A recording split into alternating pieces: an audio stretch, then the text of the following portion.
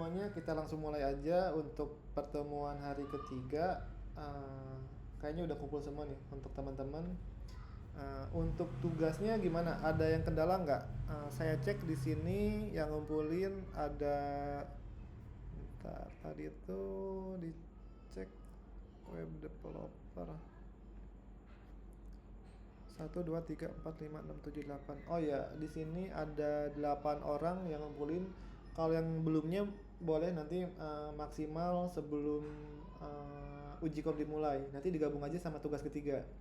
Jadi kan hari ini nanti ada tugas lagi tuh untuk tugas ketiganya. Nanti nggak apa-apa, mas saya kasih waktu maksimal sebelum dimulainya uji kom. Itu untuk penilaian. Nah, untuk ininya boleh coba disau dulu dari misalnya nih Mas Fahridatul, boleh disau untuk tugasnya. Cek cek cek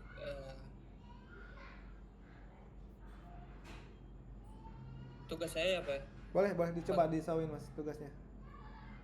bentar saya setup dulu.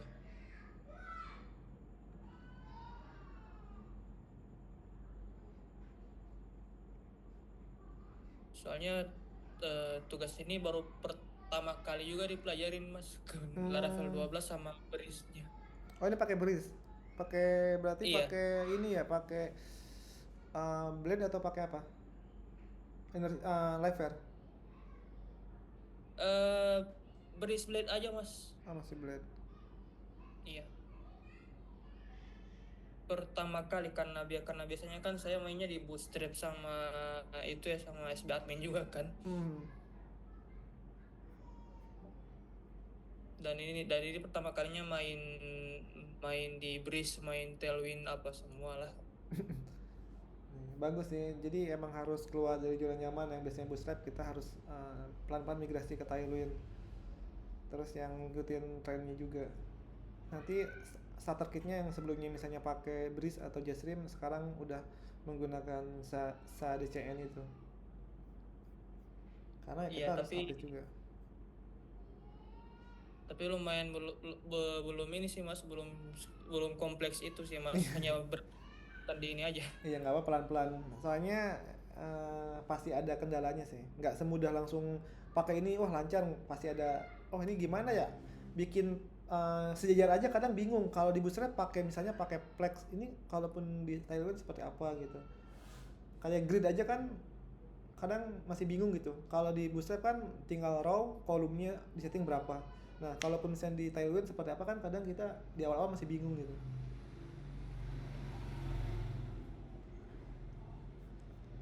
Atau kalau Mas belum itu lama nggak Mas untuk setupnya? eh Kalau bisa ke yang lain dulu Mas, Boleh? saya masih Yang masih lain dulu kira-kira siapa yang mau saw duluan?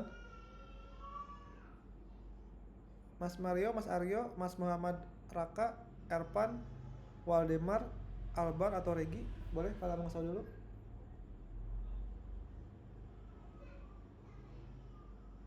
Saya dulu boleh. Boleh, boleh. Mas Erpan ya? Halo, halo. Boleh, silakan Mas kalau mau nge-saw. Halo. Iya, masuk, masuk. Ayo, saya dulu aja ya. Bentar Oke. ya.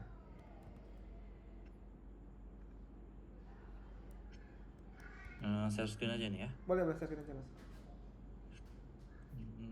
Desktop. Ini udah kelihatan. Oke, udah masuk.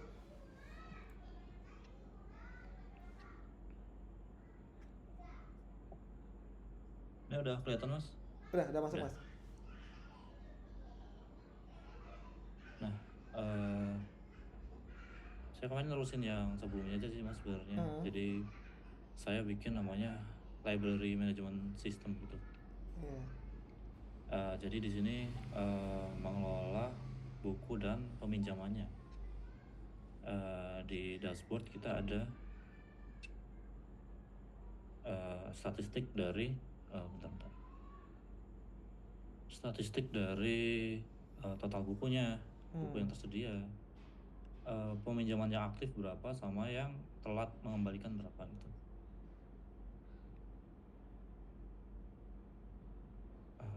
Nah di sini ada card dan di sini ada terakhir yang minjem siapa gitu. Historinya. Terakhir yang dipinjam buku apa gitu ya. Historinya, terus buku populernya apa selama 3 bulan terakhir. Di sini ada alertnya yang belum kembaliin. Buku ini belum dikembaliin selama itu. Terus kategori bukunya ada sekian. Nah, di sini buat usernya. Ini buat searchingnya. Di sini mengelola tentang user atau member dari perpustakaan itu. Iya. Nah, ini data dummy semua. Ada di tabel ini ada nama, email, aktif minjemnya ada enggak, total peminjamannya ada 1 nih. Terus poin 1 itu maksudnya dendanya, denda yang belum dibayar. Dan ini anggota sejak kapan. Kalau kita di sini ada show, ada edit sama delete-nya. Kita bisa lihat detailnya kayak gini. Ini adalah detail dari penggunanya, ada informasi dari penggunanya, terus buku terakhir yang dipinjam apa, sama informasi dendanya gitu. Di sini ada aksi juga buat kalau langsung mau bikin pencatatan peminjaman, contohnya gini. Nah, tuh. Kemudian di modul books. Nah, di sini untuk mengelola buku-bukunya.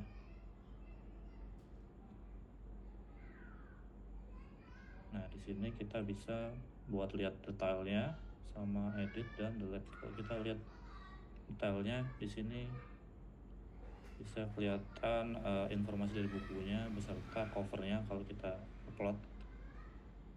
Sama kita bisa lihat total stoknya yang available berapa, yang udah dipinjam berapa, terus presentasinya. Nah, di sini juga ada namanya availability-nya. Availability-nya tuh apa?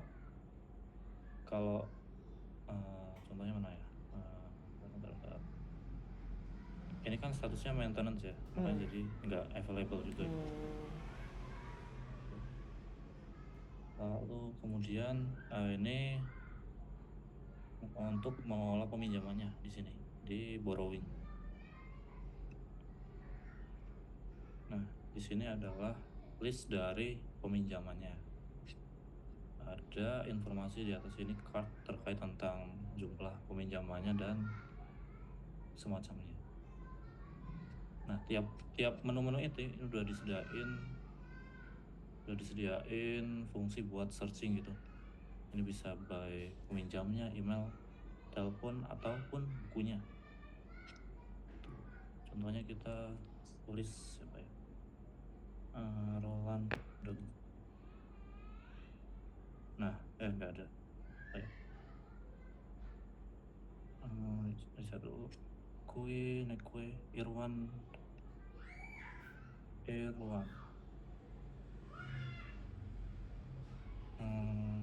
Kayaknya masih error deh ya di sini. Irwin, sorry. Nah, Irwin dah. Contohnya gini. Oke, di sini kan ada 3 menu ya. Ada all borrowings. Nah, jadi ini yang statusnya overdue dan masih aktif. Kalau yang overdue aja, dia yang telat mengembalikan. Iya. Ya, oke, itu aja sih, Mas. Oke, Mas, makasih banyak Mas Ervan. Untuk UI-nya sih udah rapi banget ya. Apalagi dalam waktu cuman nggak nyampe sehari, tapi udah banyak fitur yang digunain. Terus saya penasaran ini untuk search-nya, coba Mas, gimana untuk fitur search-nya itu di controllernya? Bentar ya. Ini apa ya? User ya? Misalnya user ya. Ya, user. Kita bikin aja sih, Mas, fungsinya. Contohnya ini nih. Set request sort function name like email like gitu aja. Iya.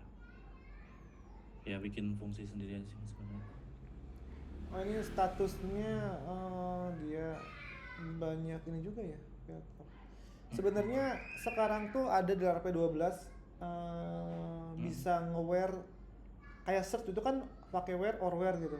Nah dia Iya. bisa pakai where ani.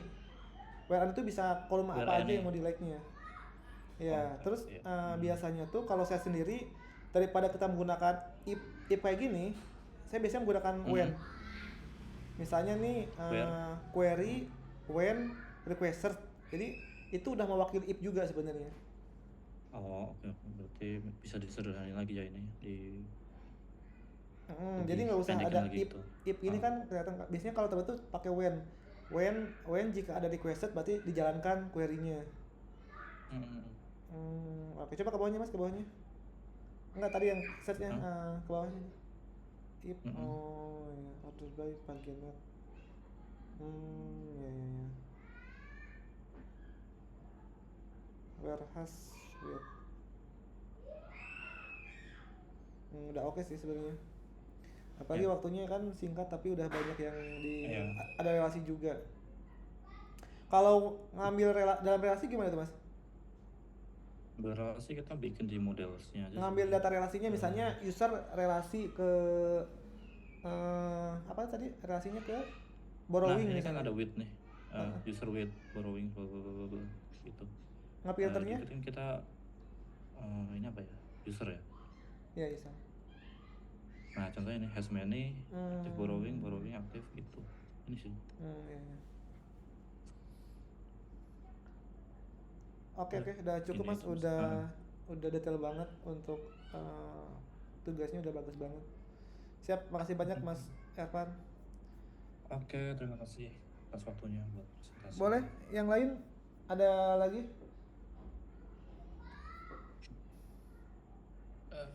Cek. Boleh mas Fahridatul kalau udah siap. Saya ya mas, saya sudah siap, tapi saya juga mau minta maaf pada mas siapa tadi yang udah pemaparan duluan. Mas Ervan. Ervan. Ya mas, pemikiran kita mas, cuman saya belum sekompleks saya kayak mas tadi. Jadi idenya sama, manajemen perpustakaan ya. Betul, ya betul mas. Hanya belum terlalu kompleks karena saya belajar Breeze sama Tailwind dari awal, jadi untuk untuk pemaparan saya lebih sederhana, hanya di CRUD doang mas. Ya boleh, coba gimana mas?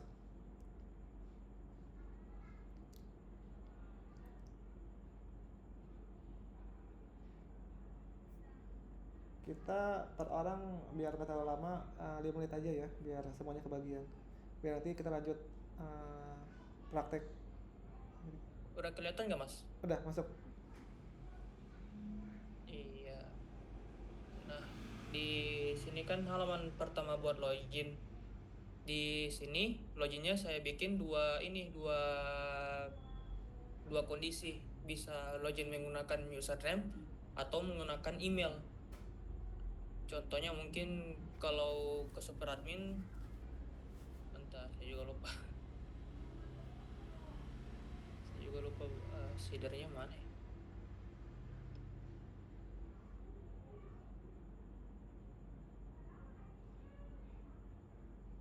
Nah misalnya kalau mau pakai super admin, username-nya super admin, terus passwordnya 123456788 itu, terus login.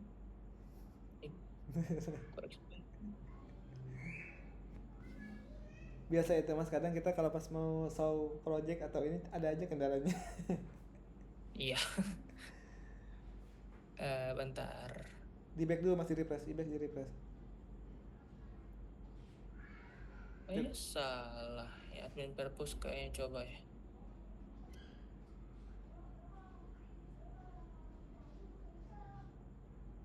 Di refresh dulu mas, di refresh dulu. Di refresh dulu halamannya. Udah, coba sekarang masukin lagi. Admin oh ya udah. Ya, cuman tadinya hanya fokus ke growth data buku aja sih Mas ini. Bedanya di sini saya lampirin dokumen. Jadi kayak lampirin buat buat upload dokumennya ada berapa buku gitu, ada berapa halaman buku yang review buku lah dari judul tersebut. Ini ada relasi nggak mas ke data pengguna atau kemana? Ada relasi nggak? eh Sebenarnya saya mau buat relasinya, tapi karena saya mikir waktunya belum cukup, karena batasnya sebelum jam 8 jam jam 6, jadi saya Hmm. kebut dari sore Mas. Oke oke oke. Ini ketika nge-delete cover ikut delete juga nggak filenya? Kita nge-delete buku, hapus juga nggak gambarnya? Iya, kehapus Mas. Coba codingan nge-delete gambarnya gimana?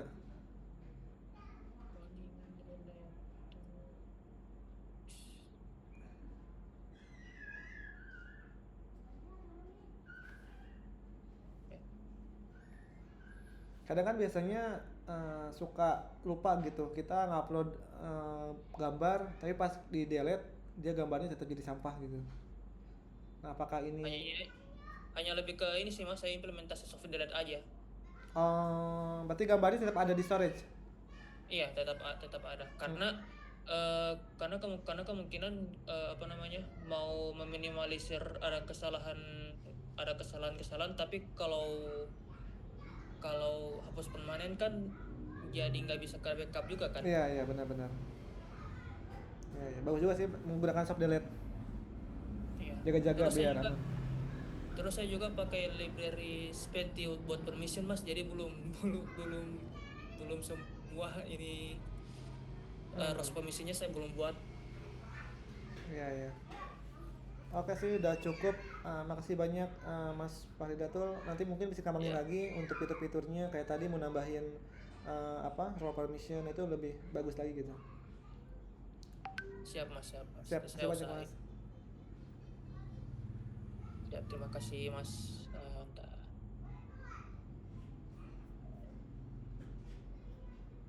Selanjutnya Mas Mario boleh? Mas,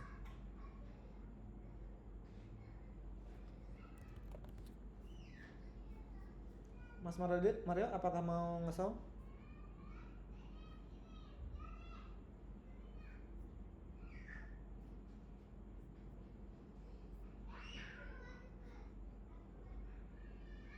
ini juga masih sederhana juga sih Mas, masih proses CRUD juga ini Mas. Ya nggak apa Mas, coba kerja gimana?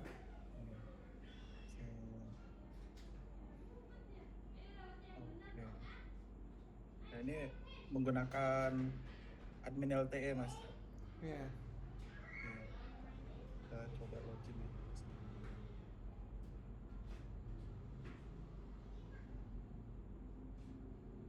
Ini ya user ini maaf Mas. Udah ini. Oke. Nah, user ini kalau super admin dia nggak bisa ini menghapus dirinya sendiri, jadi dia lapisan autentifikasi yang paling tinggi gitu Mas ya. Jadi saya buat dia button hapus hilang gitu. Terus ya seperti kayak biasa lah Mas, isi data, simpan. Oke, kalau mulai ID user kedua ke atas ya, itu baru muncul dia button hapus. Terus ya standar sih. Ya ya. Kalau buku itu apa Mas? Yang dalam buku itu? Iya? Yang di buku apa? Mana buku? Oh, yang di buku juga sama nih Mas, yang di buku sama sih Mas, standar juga ya, ada foto buku, nama ya, ini berelasi juga dengan user ya. Ya. Sudah, jadi em, sebagai bisa jadi peminjam buku ya. Iya, iya. Buatnya juga buru-buru sore tadi. Ya, terus tambah gambar sama apa ya, bebas aja ya Mas ya. Bisa mungkin simpan. Oke, berhasil. Terus ya editnya sama sih Mas, biasa juga. Ini bisa mungkin ya dirubah ininya, bug ini. Oke, oke. Paling nanti kalaupun mau ekspor lagi tinggal nambahin kayak tadi Mas Ervan ada transaksinya misalnya ketika buku ini pinjam stoknya berkurang misalnya. Terus harganya pun ada pinjamnya berapa bisa bayar gitu. Itu bisa buat referensi untuk pengembangannya. Sejauh ini sih udah basicnya udah bisa, tinggal melanjutkan lagi sih Mas. Udah oke sih untuk tugasnya. Siap. Ada lagi Mas yang mau sampaikan? Itu aja. Udah. Siap. Makasih banyak Mas Mario. Oke, sama-sama Mas. Mas Aryo Kusuma. Oh ini Mas Aryo Ini- ya? Iya Mas. Kalau Aryo. Mario Raditya? Iya. Iya. Kalau Mario Raditya sama juga? Iya. Mario Raditya? Beda Mas. Oh beda. Oh udah Mas Mario sekarang Mas Mario. Sorry. Mas Mario Raditya. Ya pada bagus-bagus ya. Ini standar aja sih Mas, CRUD biasa. Ya di dashboard. Iya. Terus pengguna yang Mas kemarin ajarin. Terus di kursus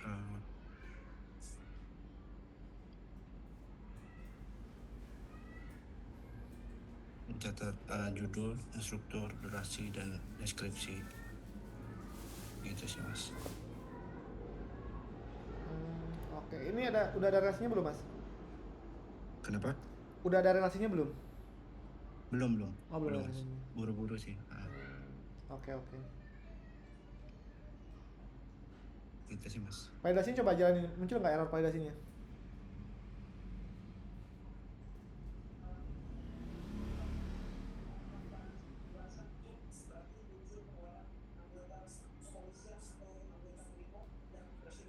Dalam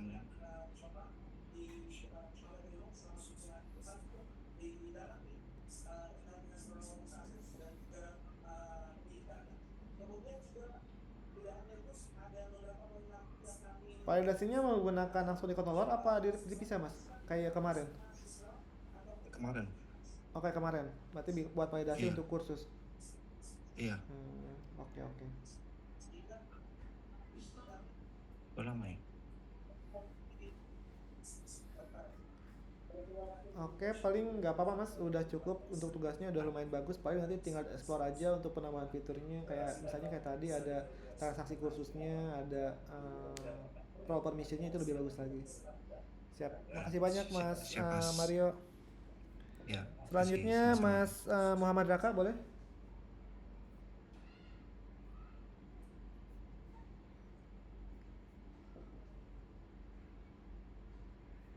Mas Muhammad Raka Selamat hadir? malam Mas. Iya, malam Mas. Ini mungkin saya paling simple ya dari yang tadi pada jelasin ya. Ya, nggak Jadi apa-apa, saya benar-benar baru bikin sesuai dengan tugas yang diminta, itu bikin CRUD aja kan ya Mas ya. Mas. Iya. Ya jadi saya emang tadi sore juga baru mulai ngerjain itu, langsung ngebut bikinnya cara share screen masih. Maaf.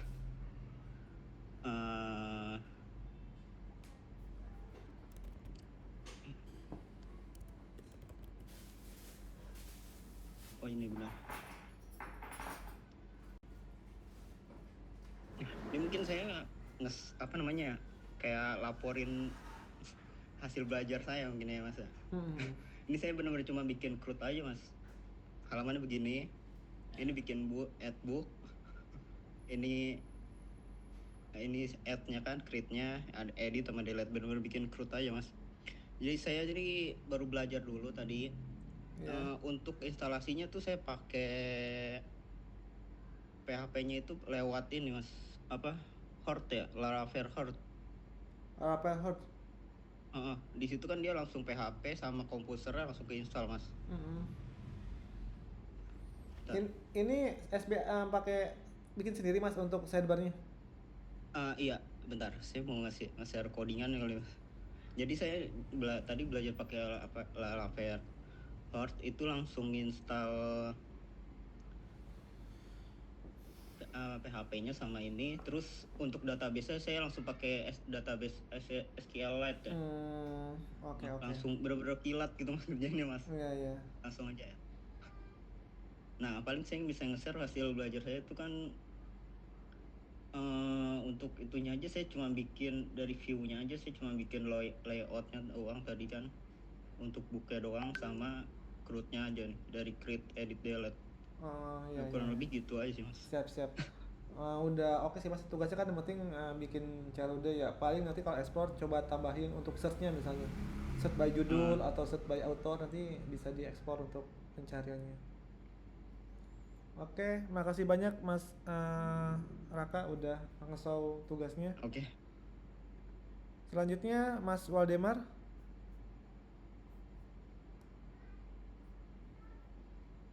Ya mas, halo. Ya, Ada masuk, suara mas. saya? Masuk mas. Oh ya, sebentar ya.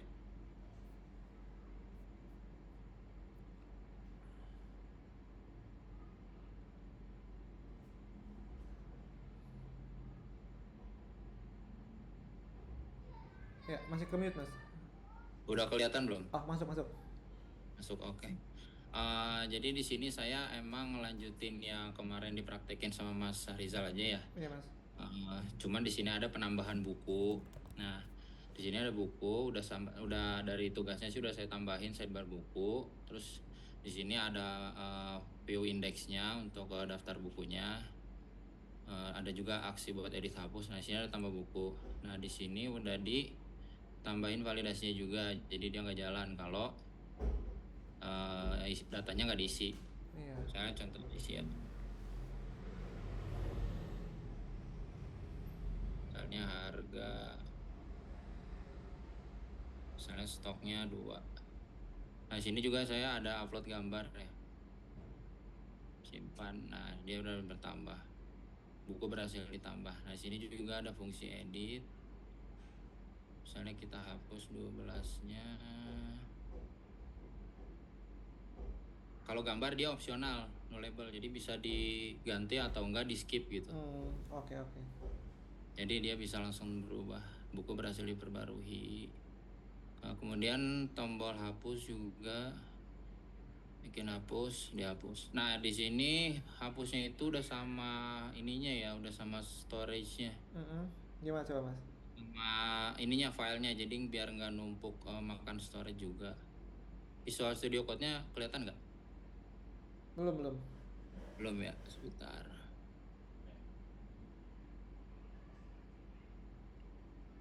Nah, saya share dulu.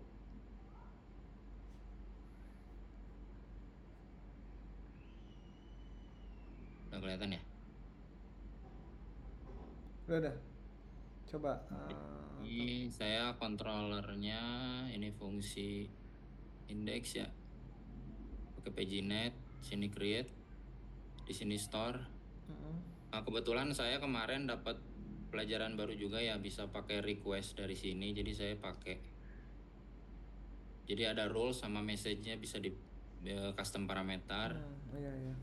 Ya, itu juga saya dapat pelajaran baru. Jadi di sini dia lebih ini ya, lebih sedikit. Jadi dia langsung manggil request name. Ngambil dari si ini ya, parameter ini nih. Iya, parameter. Si book kemudian edit biasa, terus update-nya juga di sini ada kondisi kalau dia mau masukin foto langsung keganti. Ini file name-nya, ngambil dari waktu ya, sesuai dengan di store books mana ya, storage books. Nah, jadi gini namanya jadi gini. Udah ngambil nama si filenya, terus simpan di books, di folder books, public books. Kalau ini hapus gambar lama kalau ada. Jadi yang ketimpa dia kalau ada gambar baru yang lama dihapus. Oke. Kemudian masuk update. Kemudian di sini ada destroy untuk hapus ininya. Nah, di sini pakai kan sebelumnya saya dapat ilmu juga bisa pakai asesor ya dari model ya. Jadi ternyata dari sini itu jadi ketika kita manggil gambar kita nggak harus pakai aset lagi. Maksudnya nggak pakai slash storage lagi ya. Jadi dia udah saya udah dibikin fungsinya di sini. Jadi di indeks itu kita tinggal manggil si ininya. Tinggal manggil si blade-nya ini. Biasanya kan saya kalau bikin itu ada ininya ya, ada Asetnya, storage, manggil asetnya ya, aset storage-nya. storage-nya. Nah itu juga saya baru paham tuh ketika saya pelajari. Jadi emang jadi lebih bersih aja gitu. Kalau itu Mas, di controllernya tadi kan ada update menggunakan variable data ya. Iya. Nah, di store-nya kenapa nggak menggunakan itu juga? Di store. Padahal kalau Di store. menggunakan data lebih sedikit codingannya, lebih sedikit, jadi satu baris. Oh, di store-nya ya? Nanti bisa menggunakan variable data juga atau langsung request all juga. Oh Itu bisa iya. masuk semua. Kalau ini sebenarnya buat ngebungkus aja sih sebenarnya, cuman saya lupa buat ininya. Kalau ini sebenarnya kan bisa dibungkus lagi kan ke dalam data. Iya betul. Kalau mau singkat lebih satu baris. Oke, Itu aja sih, Pak. udah Saya cukup cuma ya gitu. Mas. Udah bagus untuk penjelasannya juga. Paling nanti tinggal ditambahin fitur aja kayak search-nya itu kan belum ada, bisa diekspor lagi. Terus Iya kalaupun sih, nanti sebenarnya saya fiturnya. sambil ini juga sih explore belajar juga kan, Iya, jadi iya. nggak sempet ke yang search gitu. Nggak apa, nanti buat Tapi pengembangan udah. aja. Buat nanti nge-show Iya, ke assessment bisa dilengkapin lagi untuk projectnya. iya. Oke, siap. Makasih banyak Mas Waldemar. Ya, terima kasih. Oke, masih ada waktu sebentar lagi. Mas Albert Okta. Ya Mas, Ya, boleh Mas di-share untuk projectnya.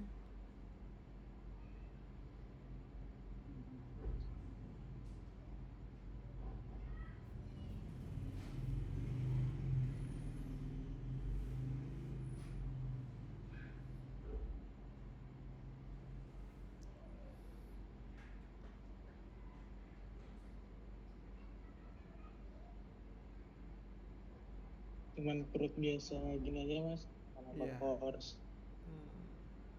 yang biasa.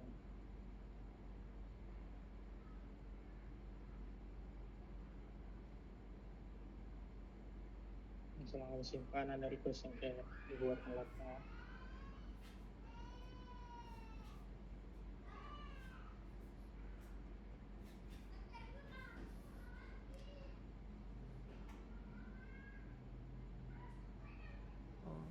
Ada relasinya nggak Mas? Ngebuat nambahin relasinya nggak?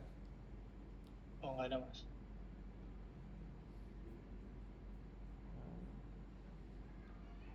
Oke.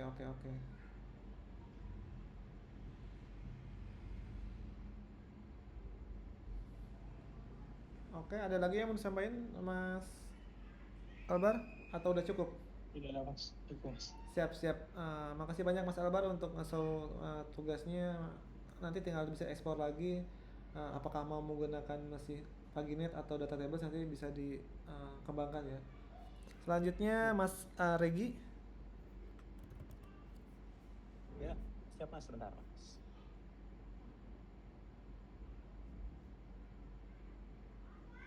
Oke, udah muncul Mas? Udah masuk. Oke, jadi mungkin saya masih lanjutin yang Mas kemarin bikin. Di sini ada daftar simulasi untuk ujian sama daftar materi ujian. Si daftar simulasi ini dia itu parentnya si daftar materi. Iya. Oke, jadi contoh di sini ada simulasi 1, simulasi kedua gitu kan. Terus kalau kita mau nambah lagi di sini, dia harus milih tuh pakai simulasi yang dia tuh si materi ini tuh simulasinya yang mana gitu. Misalkan simulasi kedua.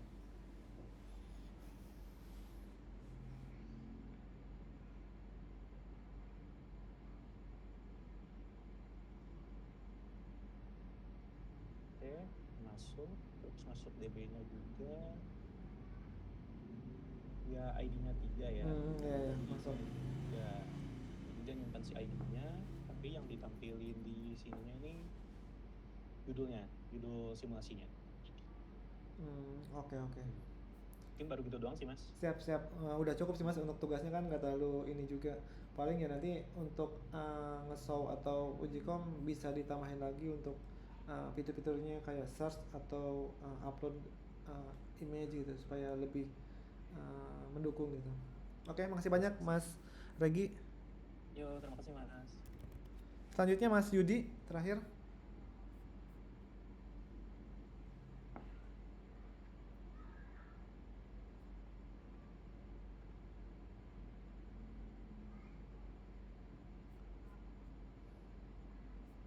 Mas Yudi Ardika apakah ada?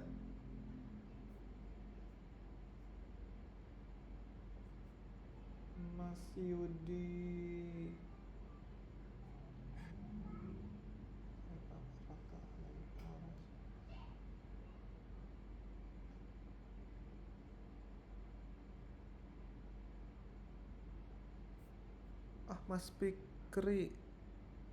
Mas Fikri udah update di tugasnya belum? Belum mas, Oh, belum di-upload. oke. Soalnya nih saya tadi ngebaca dari sheet ini. Boleh Mas Fikri? Mau obat.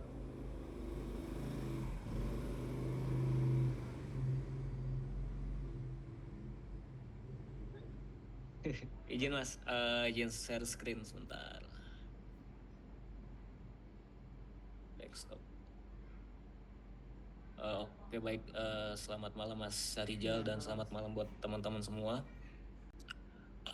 Suara saya jelas tidak Mas? Jelas Mas. Oke baik. Mengikuti silabus dan pengajaran dari Mas Syarijal kemarin, saya ingin coba buat melanjutkan apa yang telah disampaikan. Ada beberapa hal yang sudah diajarkan, itu CRUD, relasi, dan validasi form. Saya coba mengikuti dan setelah diimplementasi seperti berikut. Saya membuat salah satu sama dengan teman-teman yang lain juga, yaitu perihal library atau perpustakaan. Nama webnya itu Maraca. Di sini ada beberapa menu, ada yang disajikan ketika user masuk itu ada dashboard, ini masih statis. Ada beberapa dashboard kategori buku, jumlah bukunya, lalu ada buku yang sering dibaca. Ini masih statis dan baru planning. Okay. Lalu ada kategori buku untuk menginput buku-bukunya. Ketika untuk fungsi search juga sudah diaktifkan, misalkan dongeng.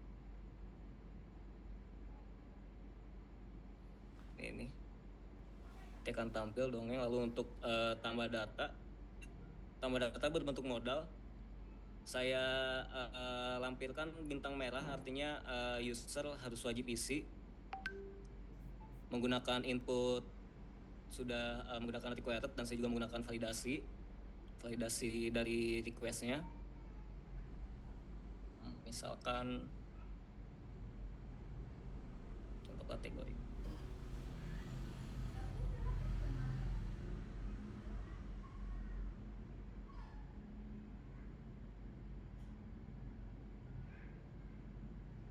Setelah di input nanti akan muncul notif kategori sudah dibuat. Lalu untuk tabelnya saya menggunakan tabel buat sendiri. Setnya bikin fungsi sendiri, tidak dari data table Bootstrap. Lalu pagination-nya juga dari Laravel. Lalu hasil kategori buku ini menjadi data master, nanti akan masuk ke modul buku. Ketika tambah buku, nanti user bisa langsung memilih kategori buku yang telah di-input. Misalkan tadi contoh kategori. Misalkan kita coba buat input banyak di judul buku untuk kita tes validasi requestnya. Tahun itu 4 digit untuk saat ini. Misalkan kita coba buat input ke 5 digit, lalu stok bukunya umpamanya, lalu deskripsinya, coba kita buat simpan, nanti akan gagal simpan seperti itu. Kita coba buat persingkat.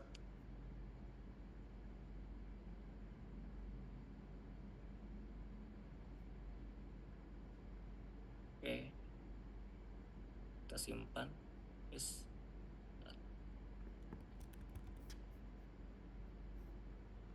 Contoh buku.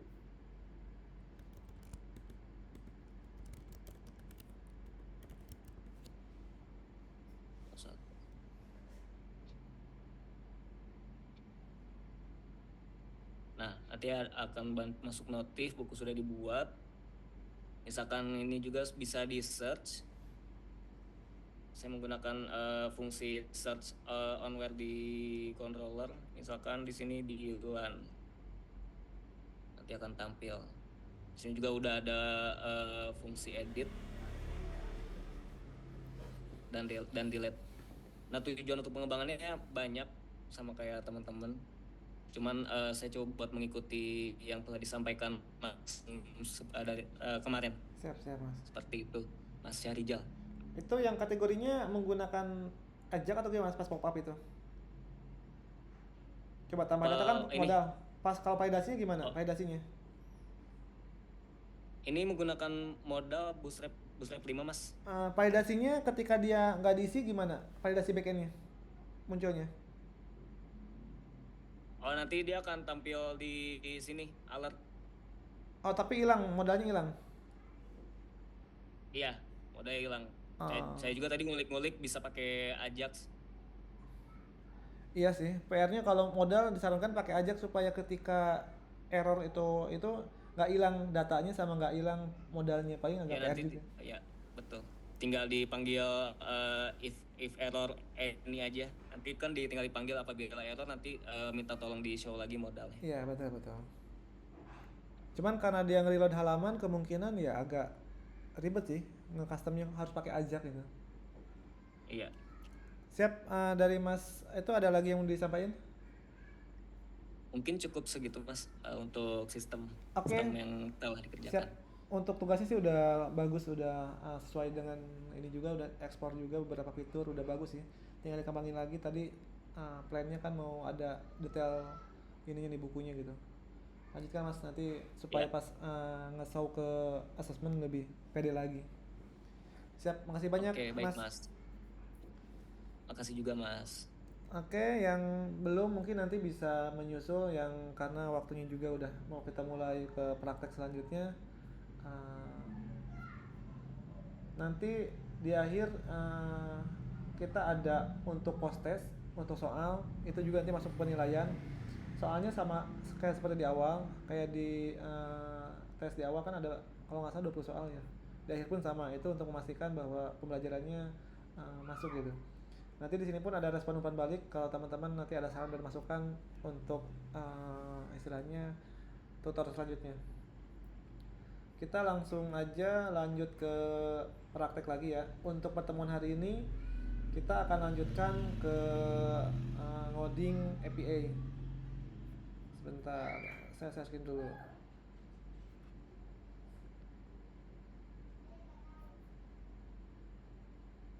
Teman-teman kalau mau ngikutin bisa akses untuk materinya. Nanti di hari ketiga kita akan masuk ke API. Saya sambil buka dulu codingannya, bentar. Masih ada PR. Kemarin tuh namanya Laravel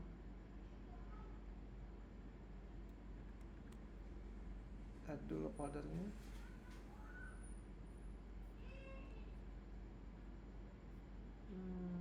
Training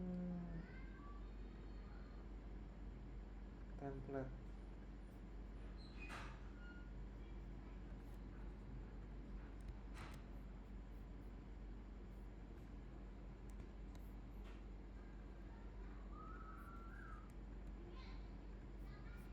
Oke, kita langsung mulai aja setelah kita ngecek tugas. Nah, di sini saya akan menjelaskan REST API dulu ya, sama RESTful API. Di sini saya ngambil referensi dari dunia coding di Instagramnya. Jadi ini gambarannya untuk menggunakan API ya. Jadi di sini ada klien yang akses, terus di tengahnya ada API, di akhirnya dia request ke server gitu. Jadi dia tuh cuman perantara antara klien sama server untuk konsum datanya.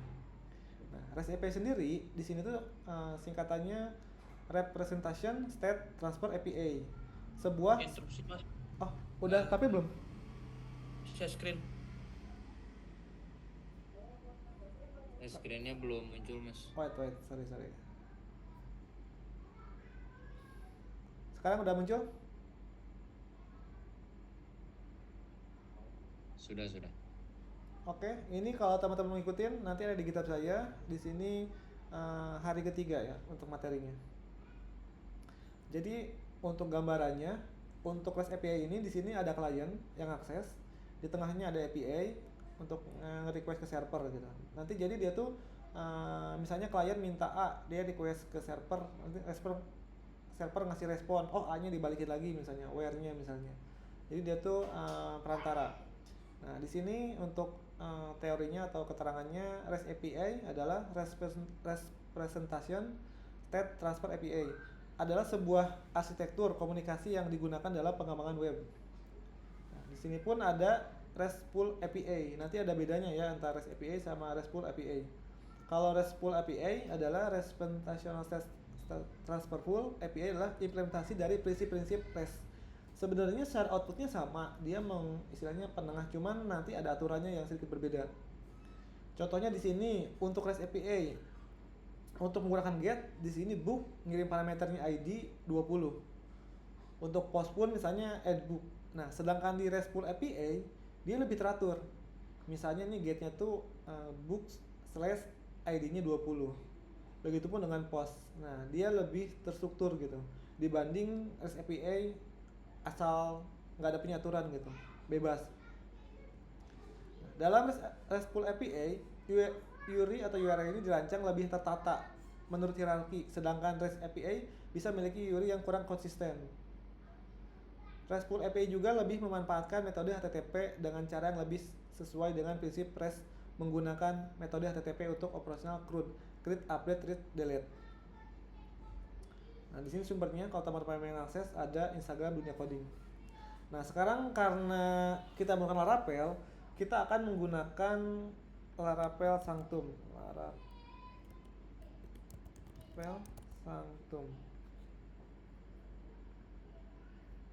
Ini salah satu REST API yang cukup simpel ya untuk digunakan. Selain Laravel Sanctum, ada juga kalau bawahnya Laravel ada Laravel Passport. Itu lebih istilahnya lebih advance dibanding yang Sanctum. Nah, di sini pun lengkap untuk dokumentasinya. Kalaupun kita ikutin, kita langsung buka aja text editornya. Nah, dipastikan teman-teman udah masuk ke dalam projectnya. Lalu saya jelasin dulu untuk Sanctum ini. Laravel Sanctum menyediakan sistem autentikasi yang ringan untuk aplikasi satu halaman atau SPA, aplikasi mobile, dan aplikasi berbasis token yang sederhana. Sanctum memungkinkan setiap pengguna aplikasi Anda untuk membuat beberapa token API untuk akun mereka. Token-token ini dapat diberikan kemampuan atau ruang lingkup yang menentukan tindakan apa yang diizinkan token untuk dilakukan. Jadi nanti misalnya kalau dia ngirim token, kalaupun misalnya dia masih valid atau belum expired, responnya sesuai harapan, tapi kalau error unauthorized. Kita harus install aja. Di sini kita menggunakan PHP Artisan ya untuk instalasinya. Kita langsung jalankan aja, ketik PHP Artisan install API. Nah, di sini ada error. Sebentar, errornya ini karena kemarin ada di konsol ini belum ada titik koma. Perbaiki dulu. Kemarin di konsol titik koma. Lalu kita coba running lagi. Nah, dia akan install untuk Sanctumnya. Setelah berhasil nanti akan dibuat routes-nya di sini api.php. Nih, di sini ada keterangan new database migration sudah dipublish, apakah mau menjalankan pending database migration-nya. Di sini opsionalnya yes atau no, pilih yes. Nah, dia akan nge-generate di migration create personal access token. Kalau kita cek di dalam database migration, ini udah menambahkan satu migration ya. Nah, jangan lupa di sini ada keterangannya. Setelah diinstal, tambahkan hash API token di dalam user model. Jadi kita tambahkan ke dalam model user. Nah, di sini tambahkan hash API token. Jangan lupa di use ya. Mas, sistemnya mas. Oh, sebentar. Belum, nggak ngikutin ya share screen-nya ya? Tampil ke editornya nggak? Tidak mas. Nah, di sini kita use untuk hash API tokennya. Jangan lupa panggil di atas. Use Laravel Samsung hash API token. Nah, setelah itu, setelah berhasil, jangan lupa kita melakukan migrate. Bentar, di sini kita belum melakukan migrate. PHP Artisan migrate. Oh, di sini nggak ada keterangan migrate-nya, berarti dia udah masuk di awal ya.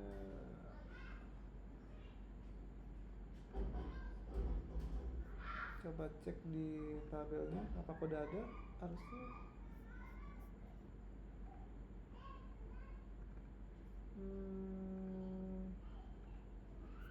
Template. Oh, ya udah masuk nih. Personal access token langsung di migrate.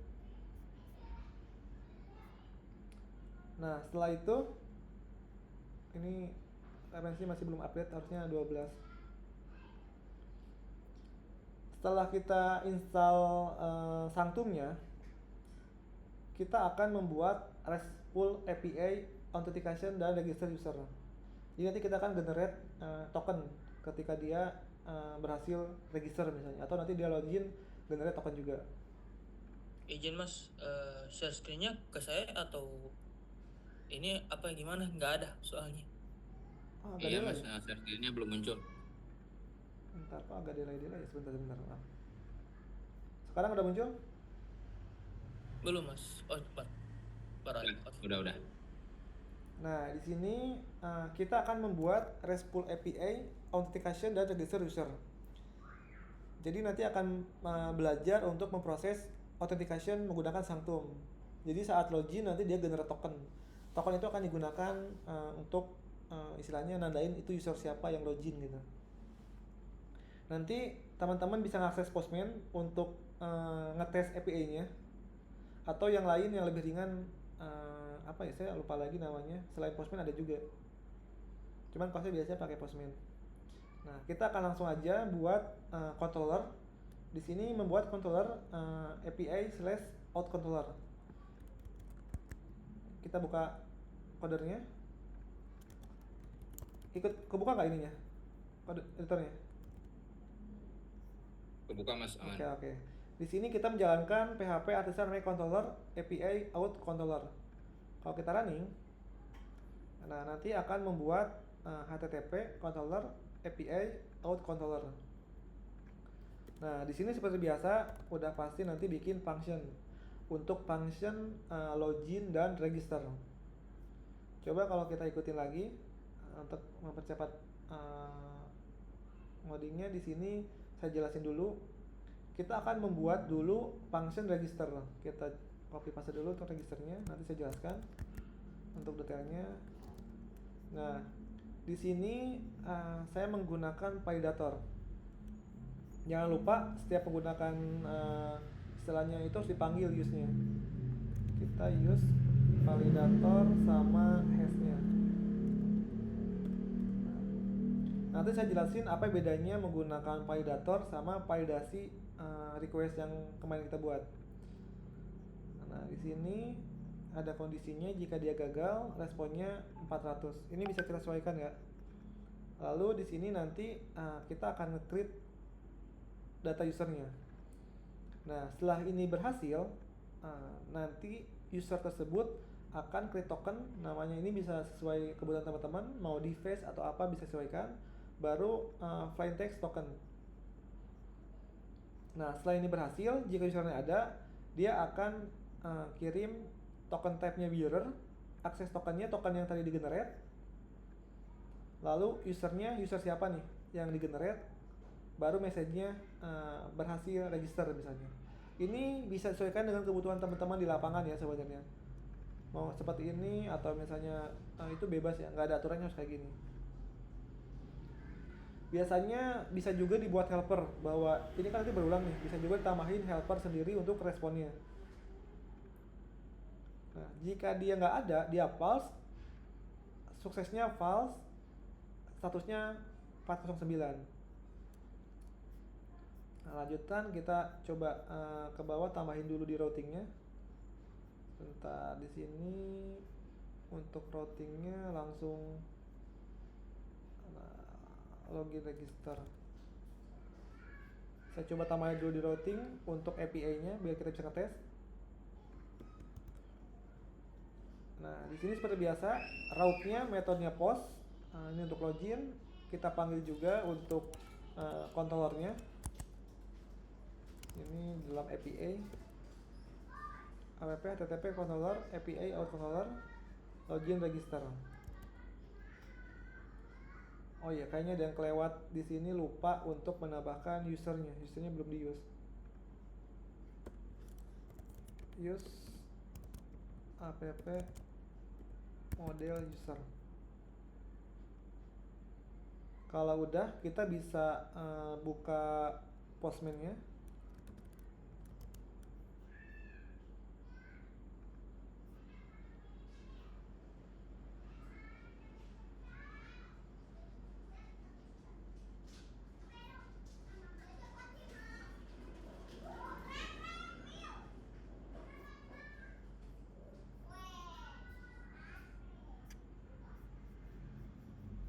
Sebentar, agak lumayan loading Postman-nya.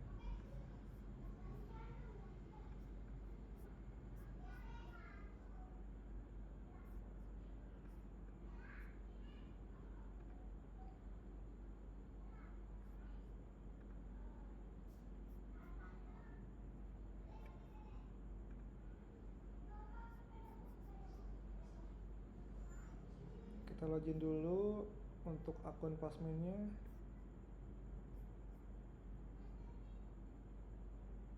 Get.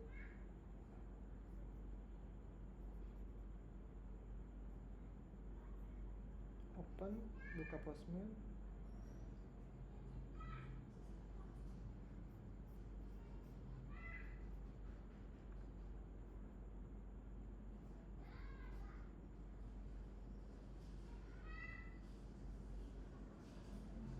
Nah, di sini kita bisa bikin istilahnya folder, misalnya training.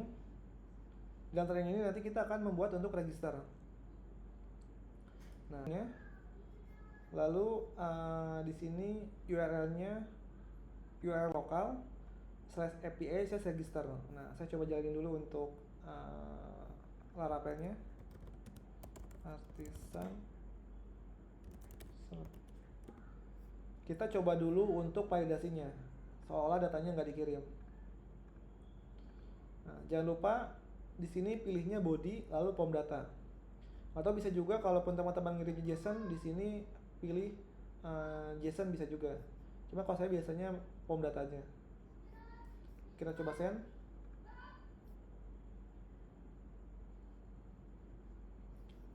Tampil nggak untuk Postman-nya? Ngambil mas, ngambil. Ini sebentar, agak delay.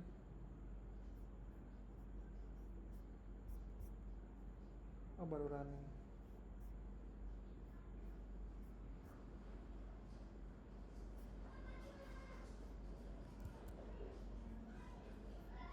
Coba cancel dulu. Wah, ngebug ini, nge-lag Postman-nya. Kebanyakan tab ya.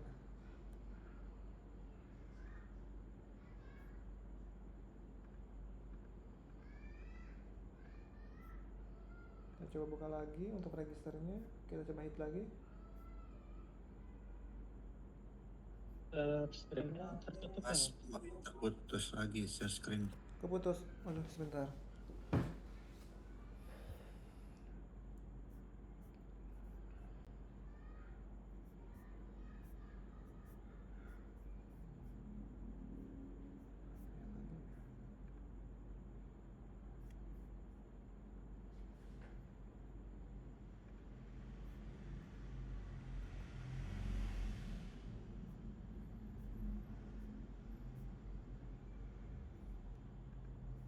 Sudah tampil lagi belum share screen-nya?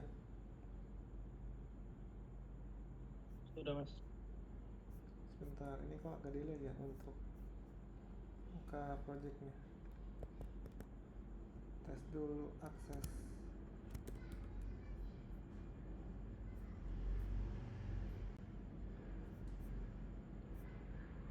Normal kok.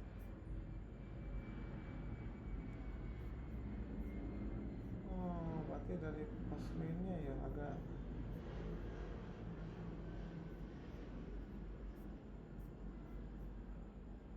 Teman-teman ada nggak yang saya pakai password pakai apa? Pengganti password itu apa ya?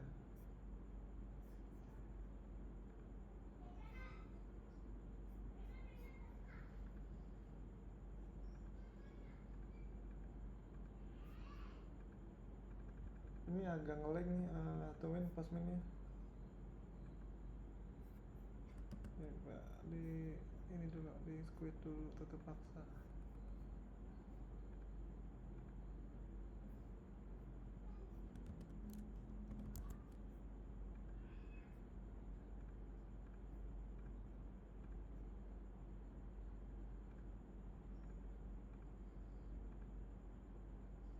Biasanya kalau yang online bisa melalui websitenya sih, cuman ini kan karena lokal, jadi agak lumayan tricky.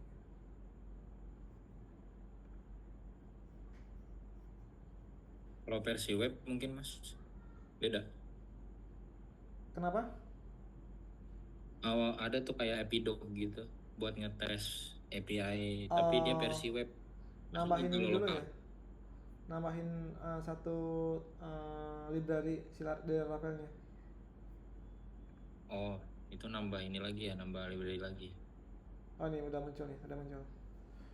Nah, jadi ini respon dari validasi ketika misalnya nih semua data nggak diisi. Kita bisa tahu nih responnya tuh seperti ini. Misalnya nggak diisinya nama, email, password. Kalaupun misalnya nama, email, passwordnya diisi, lalu kan tadi di dalam codingannya ada konfirmasi harus sama kan, passwordnya ada 2. Dia pun tetap munculin error passwordnya harus sama gitu. Itu, Mas, screen-nya. Putus lagi? Bentar, udah putus. Jaringannya di sini lumayan bagus, tapi ini putus. Sudah tampil sekarang?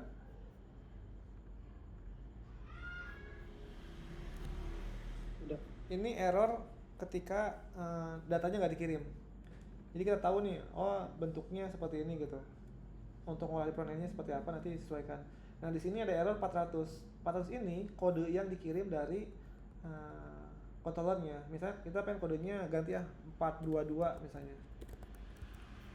Itu bisa juga nanti saat di hit responnya berubah statusnya jadi 422. Nah ini ketika menjalankan kodenya validatornya fail atau gagal. Nah, kalau dia berhasil, harusnya kan menjalankan ke sini, lalu create token, lalu jika ada usernya dia generate token tadi. Kita coba untuk jalankan nama, email, password, password confirmation. Nah, setelah kita running, kita coba hit. Nah, di sini responnya sesuai ya, statusnya 201, lalu token type-nya bearer. Nah, ini akses token ini di-generate sama si Sanctum itu. Ini yang akan kita gunakan untuk ngakses user.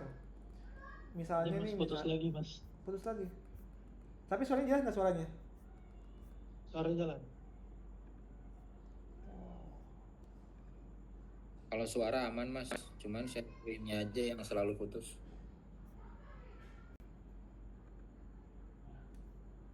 Udah tampil belum? Udah. Kalau suara mah aman, cuman share screen aja suka putus-putus. Nah, di sini saya mau mendemokan untuk misalnya nih di routing kan ada untuk get user ya. Tapi dia ada middleware out sanctum. Artinya dia harus ngirim token. Kalau nggak token dia nggak boleh akses user. Nah, kita coba di sini akses user tapi tanpa ngirim token.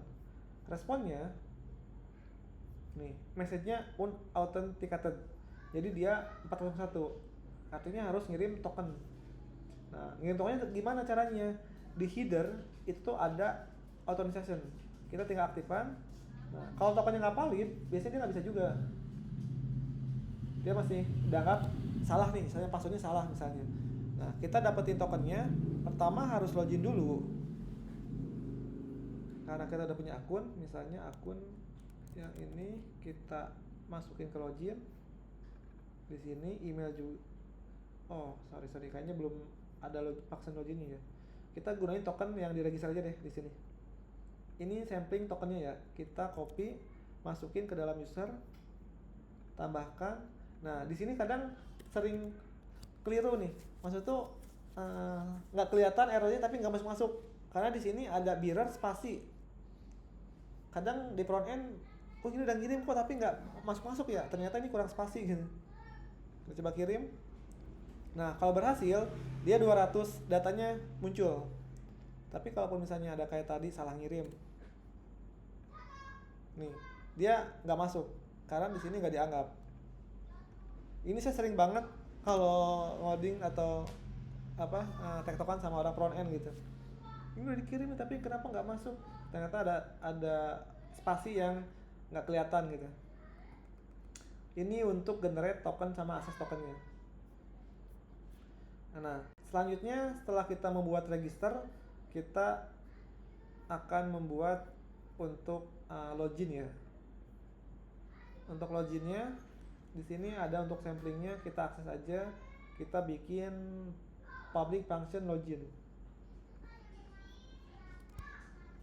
Sekarang sama logonya nih kita buat juga.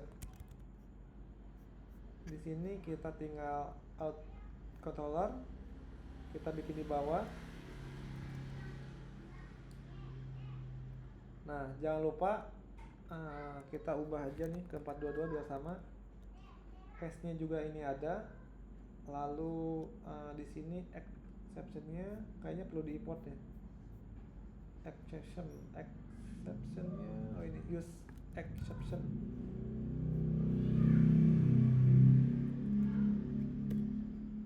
Nah, saya jelasin dulu di sini untuk function login-nya. Pertama, seperti biasa, kita validasi dulu untuk email dan passwordnya. Kalau dia nggak diisi, responnya 422. Lalu di sini kita ngecek dulu nih kredensial loginnya, cek berdasarkan email. Di sini pun bebas ya, mau email, mau username atau apa bisa sesuaikan. Kalau dia tidak ada user, berarti artinya email user salah. Jadi sebelum ngecek password, cek dulu nih, ada nggak usernya. Nah, kalau ada, dia ngecek lagi nih, passwordnya sesuai nggak dengan password yang dikirim atau password user itu, harus cocok. Kalau nggak cocok, dia returnnya suksesnya false, lalu message-nya password salah. Nah, kalau dia berhasil, dia generate token lagi. Responnya sama kayak tadi, ada token type, akses token, user, message-nya berhasil login. Kalau gagal, dia nge-cache. Misalnya nih, kenapa kita menggunakan tree cache? Misalnya di sini ada salah nih, user. Ini akan masuk ke dalam cache ini. Dia nggak melanjutkan kodenya ke bawah. Kita langsung aja coba praktekin ya untuk login ini. Akses login. Pertama kita akan buat emailnya salah misalnya. Atau emailnya nggak diisi dulu. Responnya udah pasti validasi. Ketika semuanya diisi, lalu emailnya salah, dia akan responnya email user salah. Karena email ini nggak ada. Adanya Syahrijal aja. Step selanjutnya, di sini ada pengecekan lagi password. Kita coba passwordnya bikin salah, misalnya 127. Kita hit lagi, Nah, suksesnya false, message-nya password salah. Artinya emang password ini nggak sesuai dengan data usernya. Kita coba buat error ya. Ini penting banget, kadang kalau kita nggak belajar error nanti bingung ketika ketemu error. Kita buat typo untuk usernya. Karena sebenarnya kan kita nggak ada kode user. Kalau kita akses, nah di sini 500 errornya, di sini keterangannya kelas API user tidak ada. Nah berarti emang datanya nggak ada ya. Baru kita sesuaikan lagi user. Nah kalau datanya udah sesuai, harusnya responnya sesuai dengan harapan kita. Token tab-nya, akses tokennya, user, message-nya berhasil. Kita langsung coba lagi untuk data yang benar.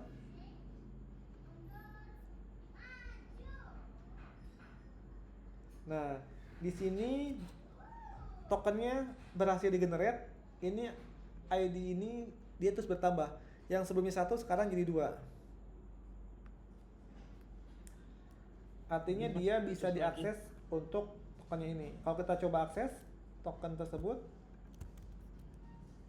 lalu kita akses ke user, coba nih kalau ini masih aktif kan, dia token lamanya pun sebelum dia di-delete dia masih bisa diakses. Kita putus coba lagi Mas Syarizal. Oh putus lagi ya.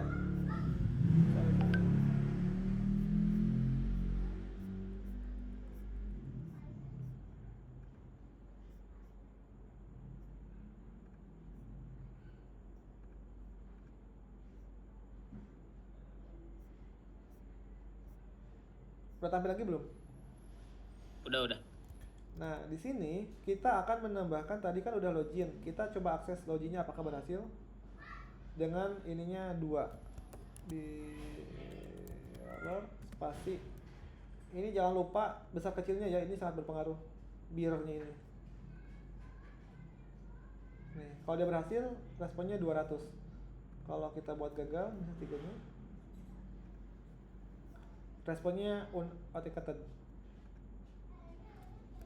Coba lagi 3, ini berhasil. Berarti di sini udah bisa melakukan register dan login. Karena dia berhasil, responnya sesuai harapan. Nah, setelah kita login, nanti biasanya ada logout. Logout sendiri, ini wajib mengirim token. Kalau dia nggak ngirim token, sebentar, saya belum menambahkan routingnya.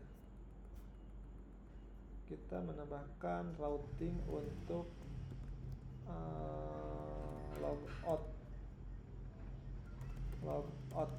Nah, logout di sini kita akan menghapus token dari user tersebut.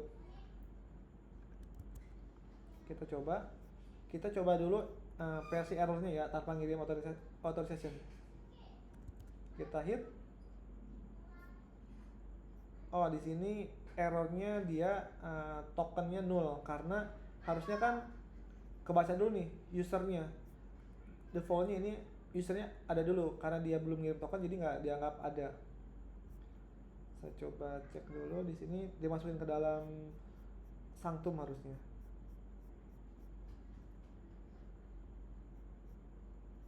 Di sini ada samplingnya juga kalau mau ngikutin. Terakhir delete.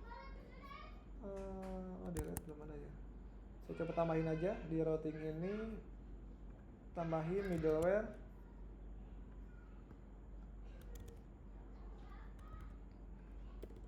Jadi dia dipaksa harus ngirim token supaya nggak ada error seperti ini. Kita coba akses lagi. Nah, errornya unauthenticated.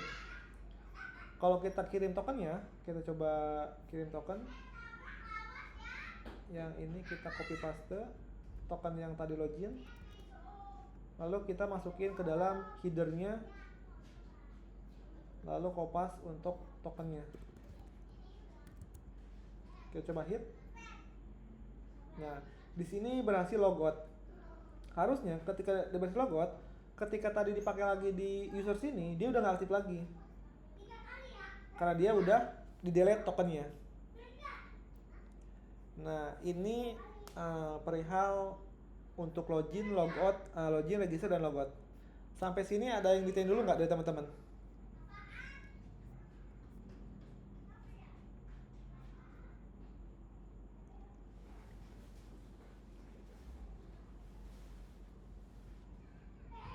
Teman-teman ada yang tanya dulu perihal API ini?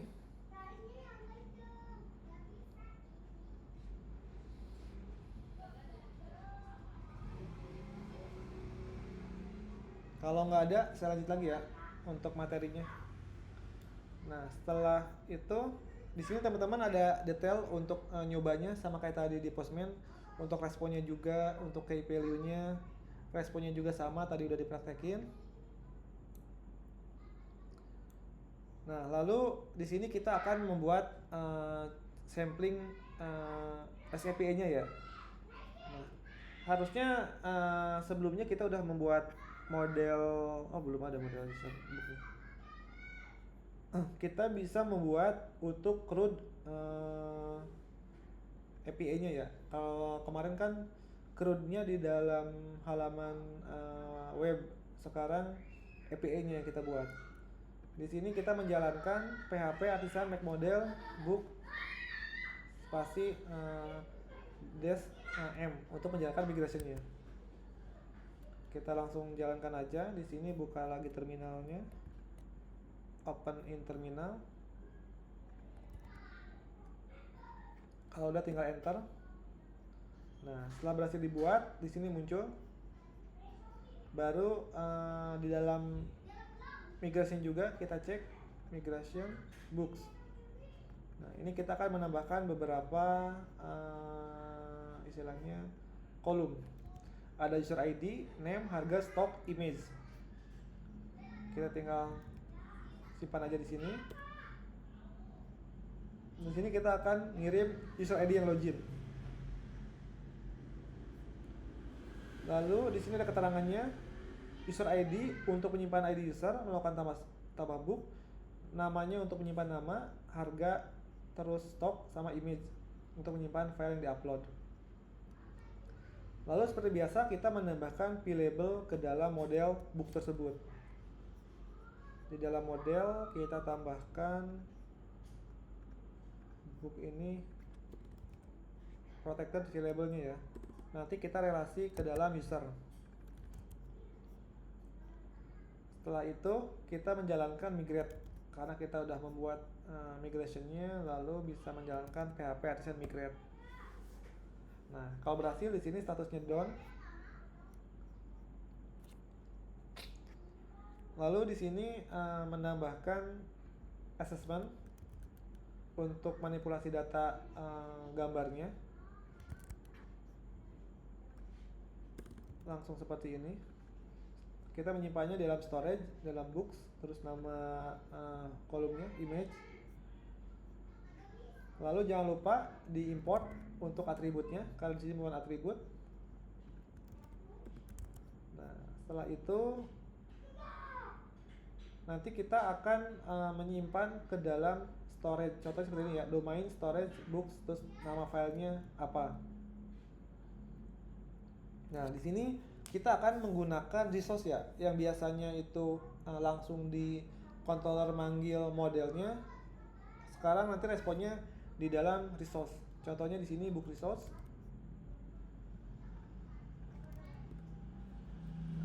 Ini nanti akan membuat di dalam HTTP resource books resource. Nah, kalau kita lihat ada di HTTP resource book resource. Nah, di sini nanti responnya array. Kalau kita buka lagi, nah di sini ada penjelasannya ya. Sebenarnya secara bawaan API resource yang telah digenerate sudah bisa langsung digunakan, tapi karena kita menyesuaikan format JSON yang kita inginkan, maka kita perlu melakukan sedikit modifikasi dalam file tersebut. Nah, lalu kita buka book resource-nya. Nah, kita akan ngirim status, message, sama datanya. Jadi kita bisa sesuaikan statusnya misalnya kayak tadi 200 atau error 419 atau 422. Message-nya apa? Itu bisa disesuaikan, bisa kita kirim. Di sini kita define dulu property-nya, public status, message sama resource. Nah, di sini kita simpan paling atas. Lalu kita construct juga di sini supaya kita di load. Ini pertama kali dipanggil di construct-nya. Nah, setelah itu kita di dalam array-nya ini kita masukkan return-nya sukses, message sama data. Nah, ini untuk return-nya. Nah, jadi di sini tuh di status dia akan manggil statusnya, di message nanti ngirim message yang dikirim, resource-nya pun ngirim data yang dikirim di controller. Setelah itu kita akan langsung ngirim dari controllernya ya. Kita buat juga book controller di dalam API-nya. Kita jalankan php artisan make controller API / book controller kurang R controller. Nah, kalau berhasil kita akan buka di dalam controller API book controller. Ini masih kosong ya seperti biasa. Lalu kita akan menambahkan beberapa model untuk book tadi. Lalu kita akan panggil juga, import juga untuk book resource-nya. Kita akan coba panggil buat index dulu. Nah, setelah ini kita seperti biasa menggunakan paginet. Lalu jangan lupa di use untuk bukunya. Lalu use juga untuk book resource-nya. Nah, di sini kita ngirim 3 parameter. Ini sesuai dengan yang ada di book resource. Ada status, message, terus resource-nya. Di sini kita akan ngirim statusnya misalnya true, terus message-nya list data book, lalu di sini datanya, data dikirim apa? Paginetnya. Kalau tadi kan kita membuat menggunakan return, respond,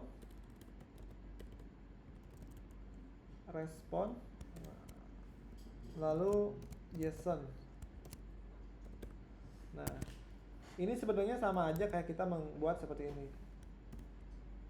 Kita bisa menggunakan return respond JSON atau menggunakan retrieve book resource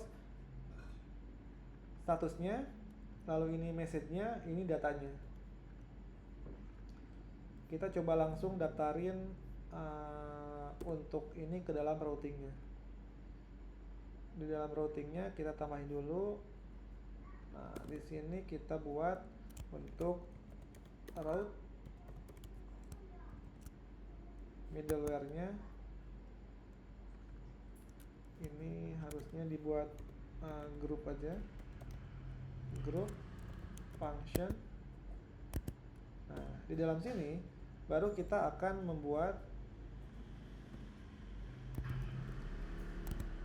route API resource ya, supaya dia kayak bikin resource-nya di web. Tinggal ininya disesuaikan. Misalnya kayak tadi kita membuat book controller. Kita tinggal use di atas untuk booknya. Di sini books. Nah, kalau kita mau coba untuk responnya seperti apa, kita bisa akses di dalam istilahnya apa, postman-nya. Di sini udah ada sampling get API books gitu. Kita coba dulu tanpa ngirim token. Seperti biasa errornya 401. Kita coba akses dulu, login untuk dapetin token. Nah, setelah dapat token, kita akan copy paste ke dalam header authorization-nya karena tadi dibungkus sama middleware. Oke, setelah ini dikopas, kita tinggal kirim send. Nah, responnya seperti ini. Suksesnya true, message-nya list data book, datanya ini data pagination. Kalau kita perhatiin lagi, misalnya sih kita coba nih, yang tadinya menggunakan resource, kita menggunakan JSON.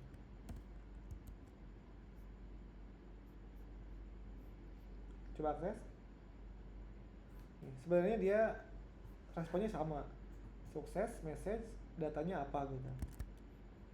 Cuman ini kan tergantung nanti masing-masing developer stylingnya ada yang menggunakan ini, ada yang menggunakan ini juga bisa juga gitu. Jadi ada beberapa opsional. Lalu setelah index kita akan membuat create dan update. Nah, di sini untuk store, show, update, dan destroy.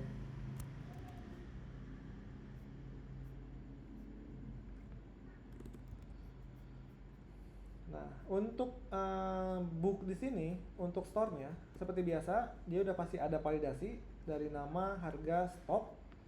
Lalu di sini kalau error munculnya 422. Nah, di sini untuk upload image-nya menyimpan ke dalam public books ya. Nah, sebenarnya untuk image ini default-nya bisa di hashname supaya dia generate. Lalu untuk user ID-nya kita akses sesuai dengan yang login atau yang ngirim token. Request user ID-nya diambil. Lalu kita ngirim nama, harga, stok, sama hashname. Nah, misalnya nih kalaupun pengen dibuat array data, misalnya di sini data request all. Lalu di sini data image-nya dibuat hashname. Lalu data user ID-nya harusnya panggil dari sini.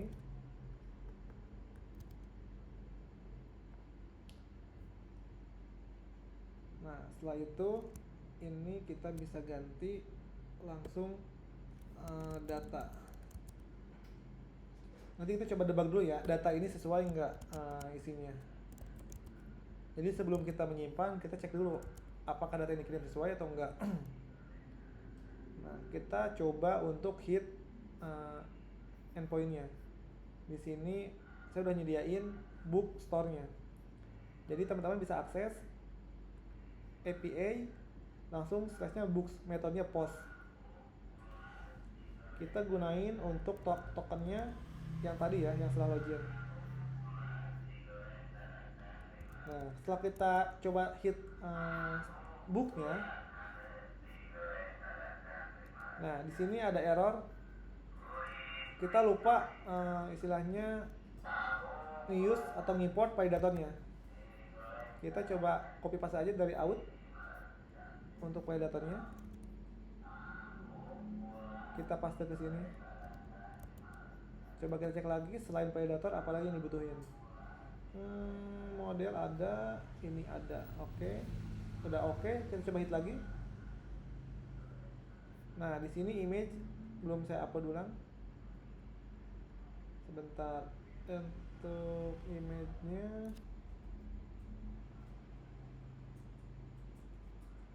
coba tes. Ini apa nih errornya? KB is local file system. Kok nggak ke ini? Oh, bisa nih. Kita coba preview. Nah, di sini ada hasil debug name, harga, stok, image, user ID-nya berapa. Berarti data ini akan kita simpan ke dalam table. Berarti ini udah sesuai, tinggal kita komen aja. Nah, ini akan nge-create datanya. Kalau berhasil, statusnya true, data berhasil ditambahkan, dan ini respon bukunya. Kita coba jalankan, kita simpan. Nah, di sini responnya tuh biasanya data berhasil ditambahkan. Ini datanya. Nah, kalau kita mau akses, kita coba cek di data book di awal. Nah, ini kan tadinya masih kosong nih datanya nih. Kita coba send. Nah, sekarang udah ada, muncul satu data. Nah, selain itu tadi kita bisa ngelihat detail atau show. Di sini kita membuat show book find ID, returnnya detail data buku. Untuk show itu di sini tinggal menjalankan, kita coba copy paste, duplikat,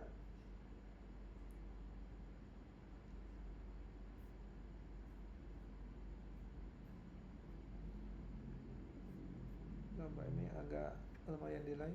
Nanti tinggal URL-nya ditambahkan satu ID-nya ya di ujungnya.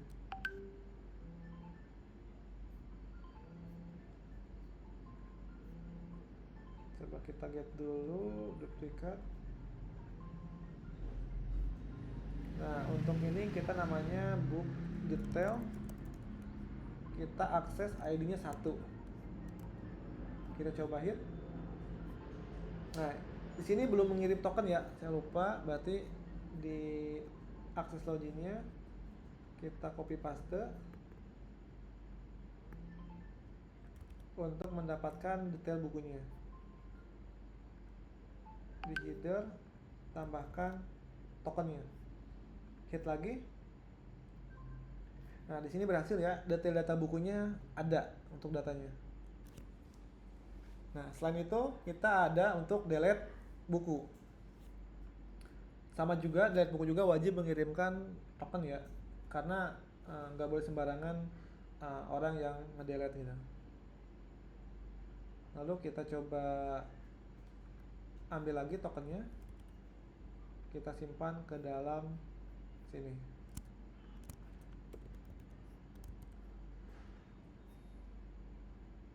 Nah, di sini ada errornya storage-nya not found karena lupa untuk update import storage-nya. Use untuk storage itu adanya di Pachade store biasanya auto import. Oh, nggak ada ya storage.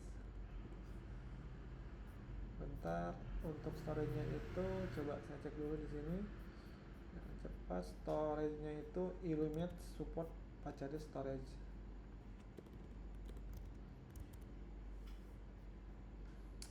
Nah, di sini terkadang kalau saat kita ngedelete buku, kita perlu kayak seperti tadi ngedelete juga istilahnya filenya supaya nggak numpuk di dalam storage. Kita coba lagi untuk delete-nya. Nah, di sini data berhasil dihapus. Artinya kalau kita cek lagi di dalam booknya, harusnya dia udah nggak ada karena udah dihapus. Nih, datanya udah kosong lagi.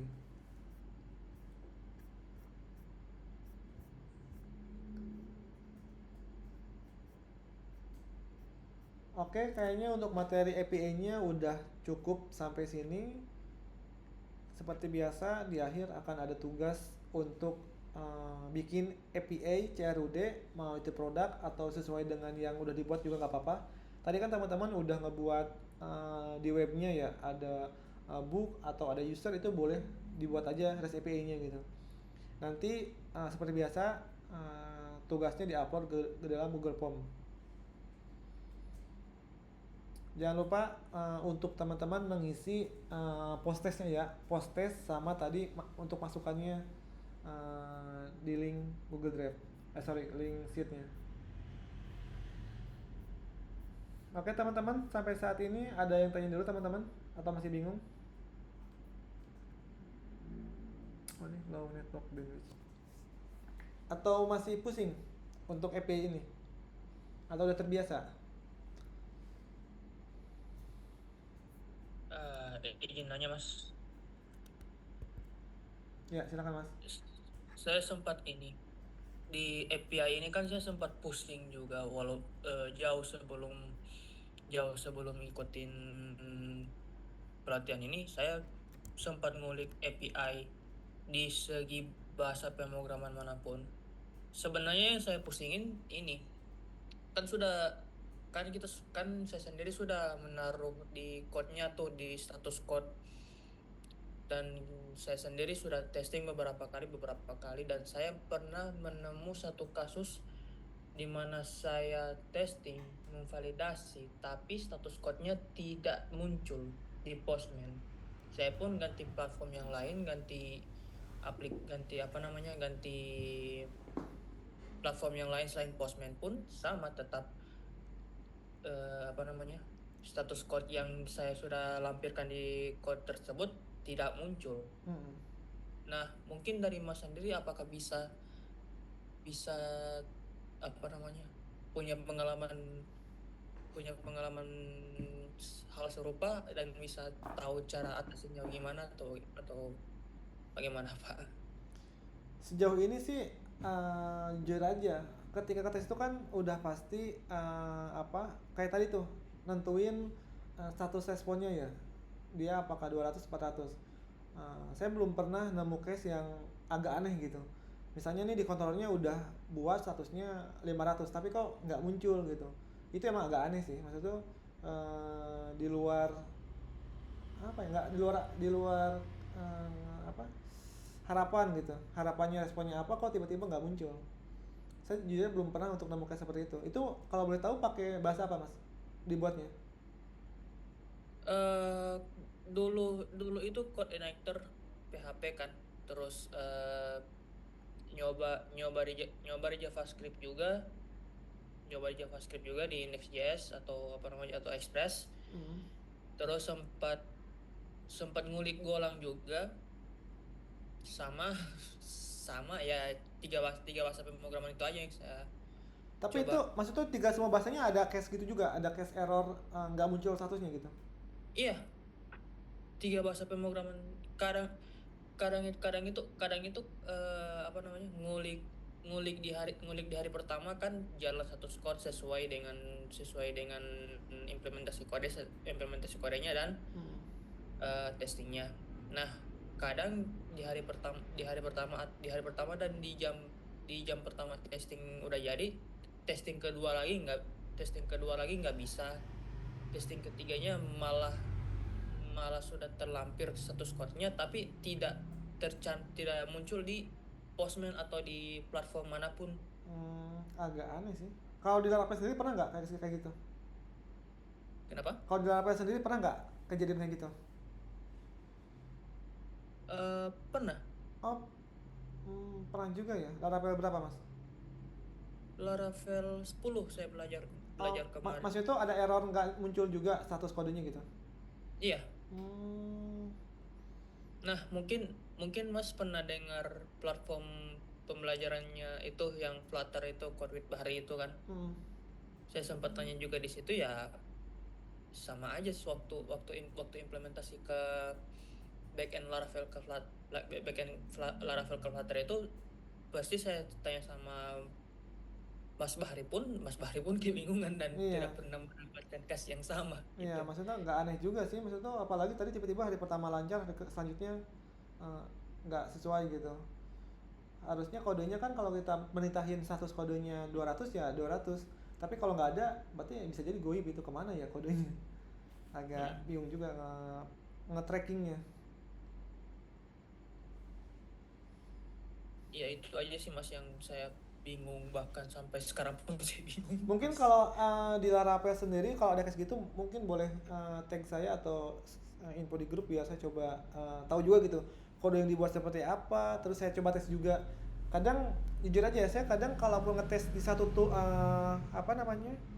PC misalnya, oh ini nggak jalan, coba nih teman saya akses juga bisa nggak, atau akses ke hosting dulu atau ke server dulu. Dua device itu sama-sama nggak bisa nggak? Bisa jadi yang satunya nggak bisa, yang di sana bisa gitu. Itu sering banget kayak gitu. Oh ternyata emang laptopnya yang agak problem gitu. Atau nge-chase atau apa, itu mungkin juga sih sebenarnya. Makanya kalau saya pribadi ketika ada yang nggak masuk akal, coba di tools lain atau di teman nih. Oh coba dong tolong diakses, bisa nggak? Oh di sana bisa misalnya. Sudah Mas, terjadi Mas. Dua-duanya nggak bisa? Iya. Berarti agak aneh sih kalau dua-duanya nggak bisa. Kadang sempat mungkin yang satu ini lebih agak mendingan sih. Kalau itu kan bisa ke tracing kayak saya nyantumin status code yang valid yang kayak 200 oke. Terus pas testing di case 200 itu, case status code 200 itu yang muncul 404 tapi di database muncul. Nah, itu kan masih bisa ke tracing kan? Iya. Masih ke tracing kan. Nah, yang pertama tadi itu yang sampai sekarang pun saya bingung, walaupun pakai 3 bahasa pun di API tetap di Postman atau di tools manapun nggak muncul Nggak muncul. labelnya aja.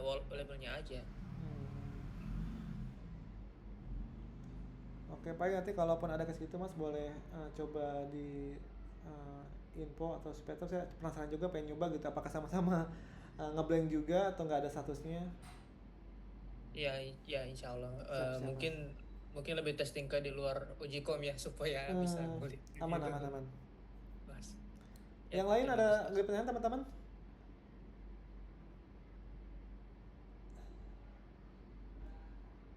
Atau ada pengalaman unik juga menggunakan API yang sekiranya bisa di-share atau apa nih yang pernah dialamin? Kayak tadi kan Masnya ada problem responnya nggak sesuai gitu. Atau teman-teman lain ada cerita juga supaya buat jadi pembelajaran?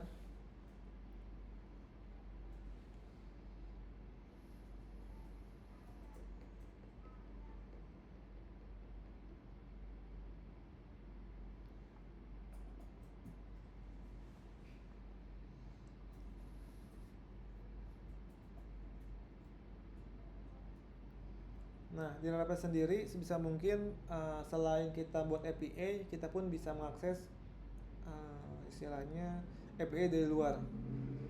Itu biasanya menggunakan HTTP client. Jadi kita nggak hanya ngebuat, kita bisa nge-get juga data dari luar. Nah, di sini pun sama, metodenya ada get, ada post.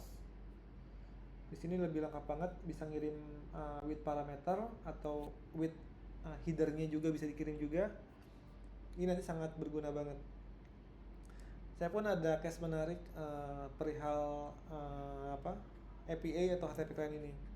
Jadi saya pernah ada sebuah project yang saya cuman untuk istilahnya penengahnya doang atau middleware-nya doang. Dia klien pengen dari data dia pengen upload file ke sistemnya mandiri untuk history transfer.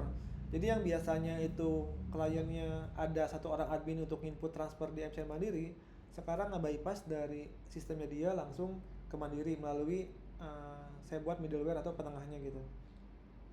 Nah itu pun sangat berguna gitu. Ketika saya berhasil ngupload, responnya saya kirim lagi ke sistemnya bahwa ini berhasil gitu. Itu untuk komunikasinya.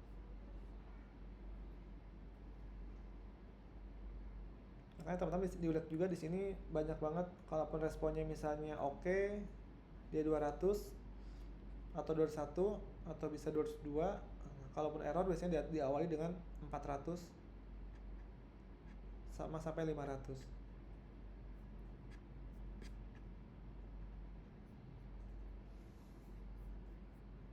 Mas Syarijal. Ya. Izin bertanya Mas. Silakan Mas. Untuk uji kompetensi nanti hal-hal apa aja yang perlu kita konsenin atau kita fokusin selain yang tadi dari kemarin Mas ajarin seperti CRUD, terus seperti validasi form, lalu hari ini API.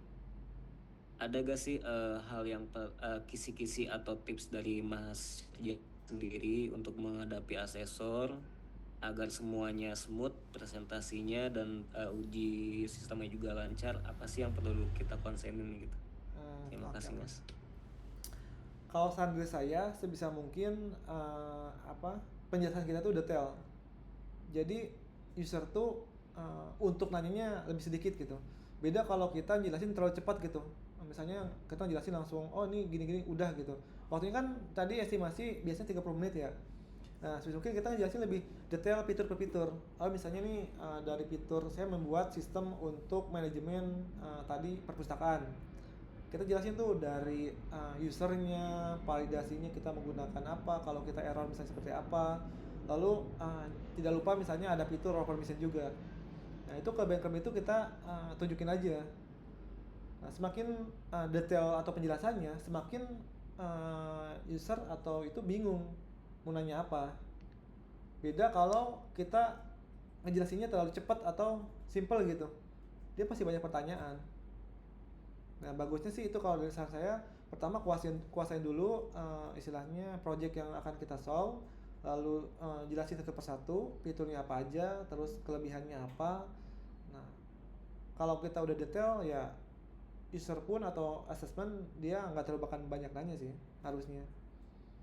Makanya semakin bagus portofolionya atau yang kesau semakin bagus juga nanti penilaiannya. Berarti nanti pas uji kompetensi atau nanti assessment, aplikasi atau project yang pernah kita bikin boleh di-show juga ke asesor. Iya, boleh. Justru itu nunjukin yang terbaiknya mana nih, portofolio yang terbaik. Nanti kan dia bisa ngecek tuh. Iya. Nanya. Tapi sebisa mungkin nggak jauh dari ini ya, pelatihan ini. Misalnya nih sekarang pelatihannya pakai Laravel, tiba-tiba nge-show pakai Golang gitu. Kan nanti bingung Pak asesornya, dia setahunnya pelatihannya Laravel tiba-tiba pakainya Golang. Iya. Itu dia kadang kan khawatirnya kalau dilihat dari silabus web developer ini kan ada scoop khusus ya Mas ya. Takutnya melenceng dari scoop itu, entah itu terlalu besar atau terlalu kecil. Makanya tadi saya sengaja nanya buat ke Mas biar ada kapasitas buat nentuin kapasitas saya sendiri gitu. Iya. Paling gitu Mas. Harusnya kayak tadi udah cukup sih, kayak yang Mas Erpan di awal itu udah bagus banget untuk nge-show, udah ngejelasin juga detail per fitur-fiturnya gitu. Tinggal ya nanti dia nanya, ya bisa aja nanya, oh nih kalau buat ini gimana misalnya secara codingannya, bisa aja. Cuman itu pun kan tergantung usernya, dia nanya apa. Yang penting nggak jauh dari seputar materi juga. Plus yang di silabus Mas itu kan ada bab keamanan ya Mas ya, security gitu ya. Itu bagaimana Mas?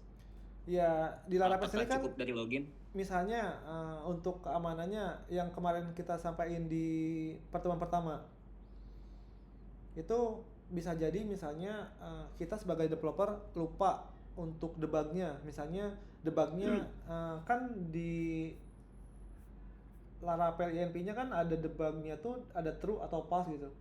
Nah itu pun salah satu keamanan. Kalau kita debugnya dibuat true, ketika ada error, user tahu tuh errornya apa.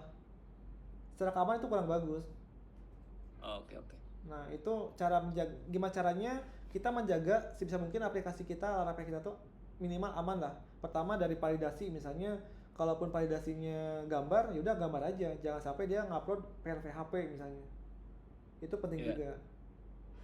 Oke.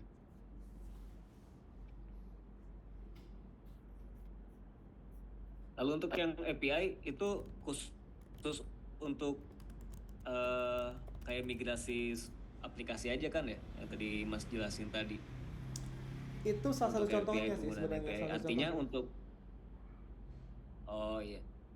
artinya kan kalau untuk case kita atau saya sendiri untuk penggunaan API ini kan hanya opsional saja untuk uji kom nanti ya. Iya betul. Tapi buat nanti penjelasan nggak apa-apa. Selain itu kita misalnya jelasin juga bahwa kita udah terbiasa juga bikin API untuk komunikasi dengan front end misalnya. Itu lebih membantu juga. Iya. Oke Mas, terima kasih Mas. Siap, sama-sama Mas.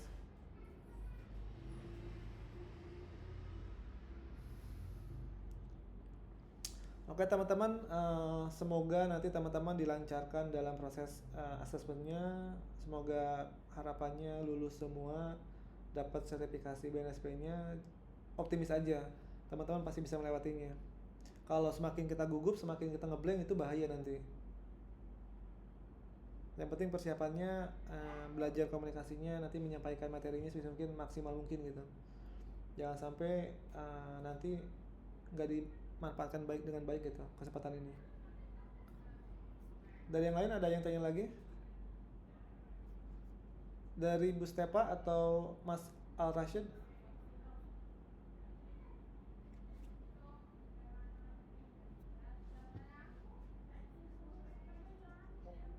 Sepertinya saya akan pelajari perlahan-lahan ya Mas.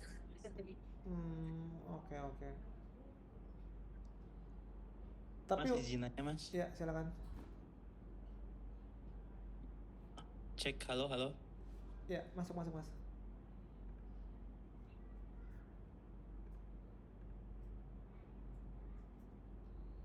Halo Mas. Ya masuk Mas.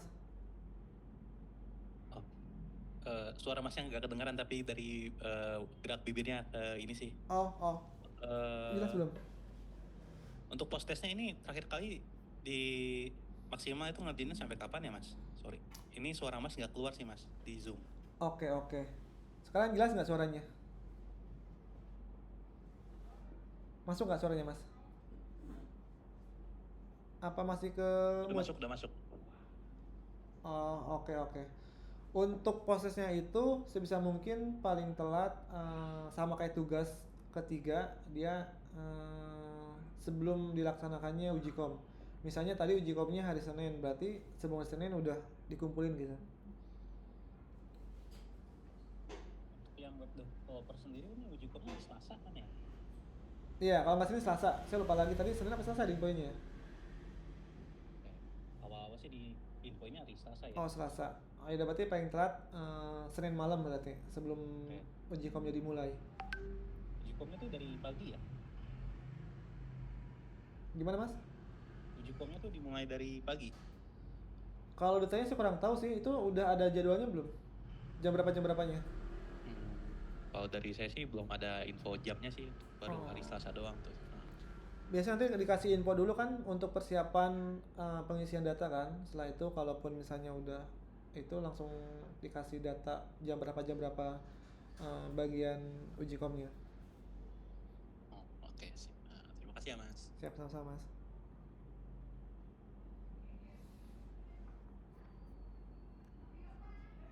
Kalau untuk saya Mas Rizal kayaknya saya akan perlu belajar lagi. Paling nanti saya lihat YouTube lagi sama lihat hasil record pada setiap sesi. Oke, siap Mas Arasyid. Semoga dilancarkan untuk belajarnya.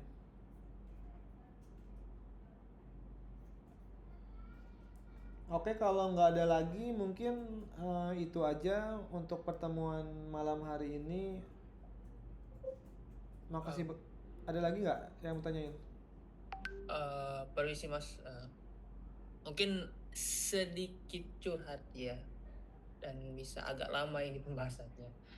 Tapi saya mau mau menanyakan di luar konteks. Nah, saya kan bukan saya juga sih, programmer ini kan pekerjaannya tetap terus belajar nih mas. Nah, saya sempat dan sampai sekarang pun masih terjebak di tutorial hell. Jadi masih terjebak di dalam tutorial video dan masih belum bisa menangkap apapun itu. Bahkan mempelajari Laravel Bridge aja mungkin butuh bantuan seperti ChatGPT atau apa sama. Nah, mungkin Mas sendiri punya tips atau trik buat pelan-pelan keluar dari tutorial hell ini atau bergantung pada tutorial.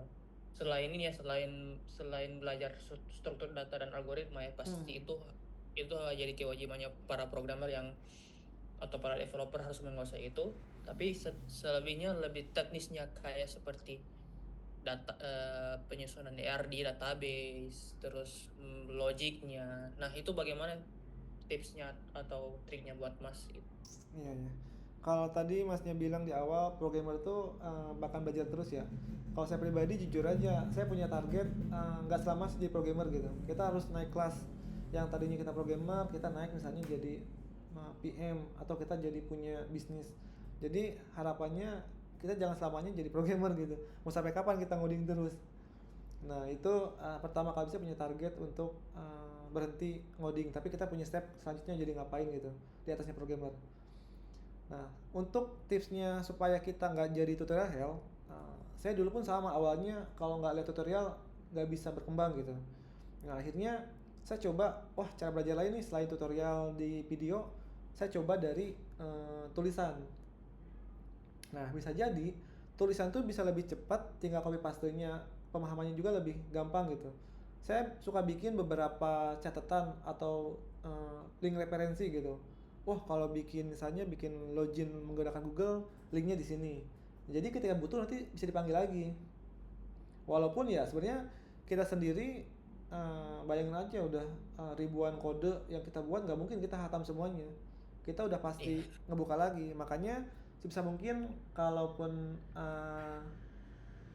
teman-teman ini, saya setiap belajar saya selalu bikin lagi istilahnya tulisannya, itu untuk mengingat kembali apa yang kita pelajari. Tampil nggak untuk GitHub-nya? Coba di sini saya sebelumnya ada untuk back dev. Udah muncul belum? Belum, Mas. Oh, sebentar. Agak delay ya ininya. Low network. Sekarang udah muncul? Oh ya, udah, Mas. Nah, di sini saya bikin tulisan sendiri. Misalnya ini 3 tahun yang lalu nih. 3 tahun yang lalu saya buat belajar login menggunakan Socialite. Jadi kalaupun saya lupa, saya tinggal buka lagi caranya, tutorialnya. Contohnya nih saya lupa di bagian apa gitu, tinggal buka lagi. Jadi ini untuk kita mengulang lagi, untuk pemahamannya kalaupun kita butuh tinggal copy paste aja biar cepet gitu. Beda sama tutorial video. Kita kan bayangin aja video 30 menit. Ternyata fitur itu ada di menit 15. Kadang lupa lagi gitu di menit berapa function yang kita ambil. Kalau secara tulisan kita udah enak tuh. Oh, misalnya kita lupa di menu mana misalnya di loginnya. Kita tinggal ambil aja, memahaminya, lalu sesuaikan dengan kebutuhannya. Jadi poinnya sebenarnya ngoding ini nggak harus dihafal sih. Kita yang penting paham terus kita punya dokumentasinya lebih enak. Nah paling itu sih Mas, soalnya nanti lama-lama juga terbiasa sih. Misalnya nih kayak biasanya kan bikin function di Laravel sendiri udah pasti defaultnya ada index, store, itu lama-lama kalau kita sering ngoding terbiasa sih harusnya. Cuman pelan-pelan aja, nggak bisa langsung wah tanpa tutorial langsung ngoding sendiri, itu pasti bingung juga. Terus jangan lupa teman-teman aktif di komunitas. Itu untuk ngebantu ketika kita ada masalah teman-teman lain ada yang bisa bantu. Terus kalaupun kita bisa ngebantu, itu kita ada sedikit kebanggaan bahwa oh sekarang kita udah ada skill nih. Yang tadinya kita dibantu, sekarang kita ngebantu gitu. Itu penting banget. Dari sana kita dapat relasi, dapat teman. Ternyata banyak juga teman-teman yang seperjuangan gitu, yang sama-sama belajar. Ya, kita tahu semua programmer kan mulai dari nol juga. Cuman tergantung orang itu gimana proses belajarnya. Apakah biasa aja atau luar biasa, tergantung orangnya itu. Itu sih Mas yang bisa saya bantu jawab. Jadi ya tetap semangat, terus coba bergaul atau join komunitas supaya nambah wawasan juga.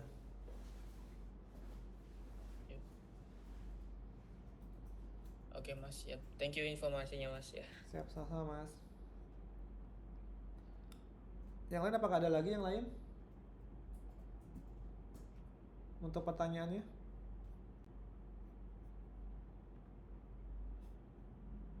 Mas Rizal. Iya, masuk. Di YouTube Mas Rizal ada nggak ya tutorial dalam buatan web ini Mas? Web apa Mas? Web yang dibuat? Kita belajar ini. Barangkali di YouTube Mas ada tutorial prosesnya. Yang dipelajari maksudnya materi apa tuh? Tentang yang semalam apa ya? Materi yang semalam Mas. Oh yang semalam ada, jadi pertemuan 1, 2, 3 nanti ada di-upload ke sana. Untuk materi pertemuan 1, 2, 3 ini? Iya. Ya nanti ada di sana.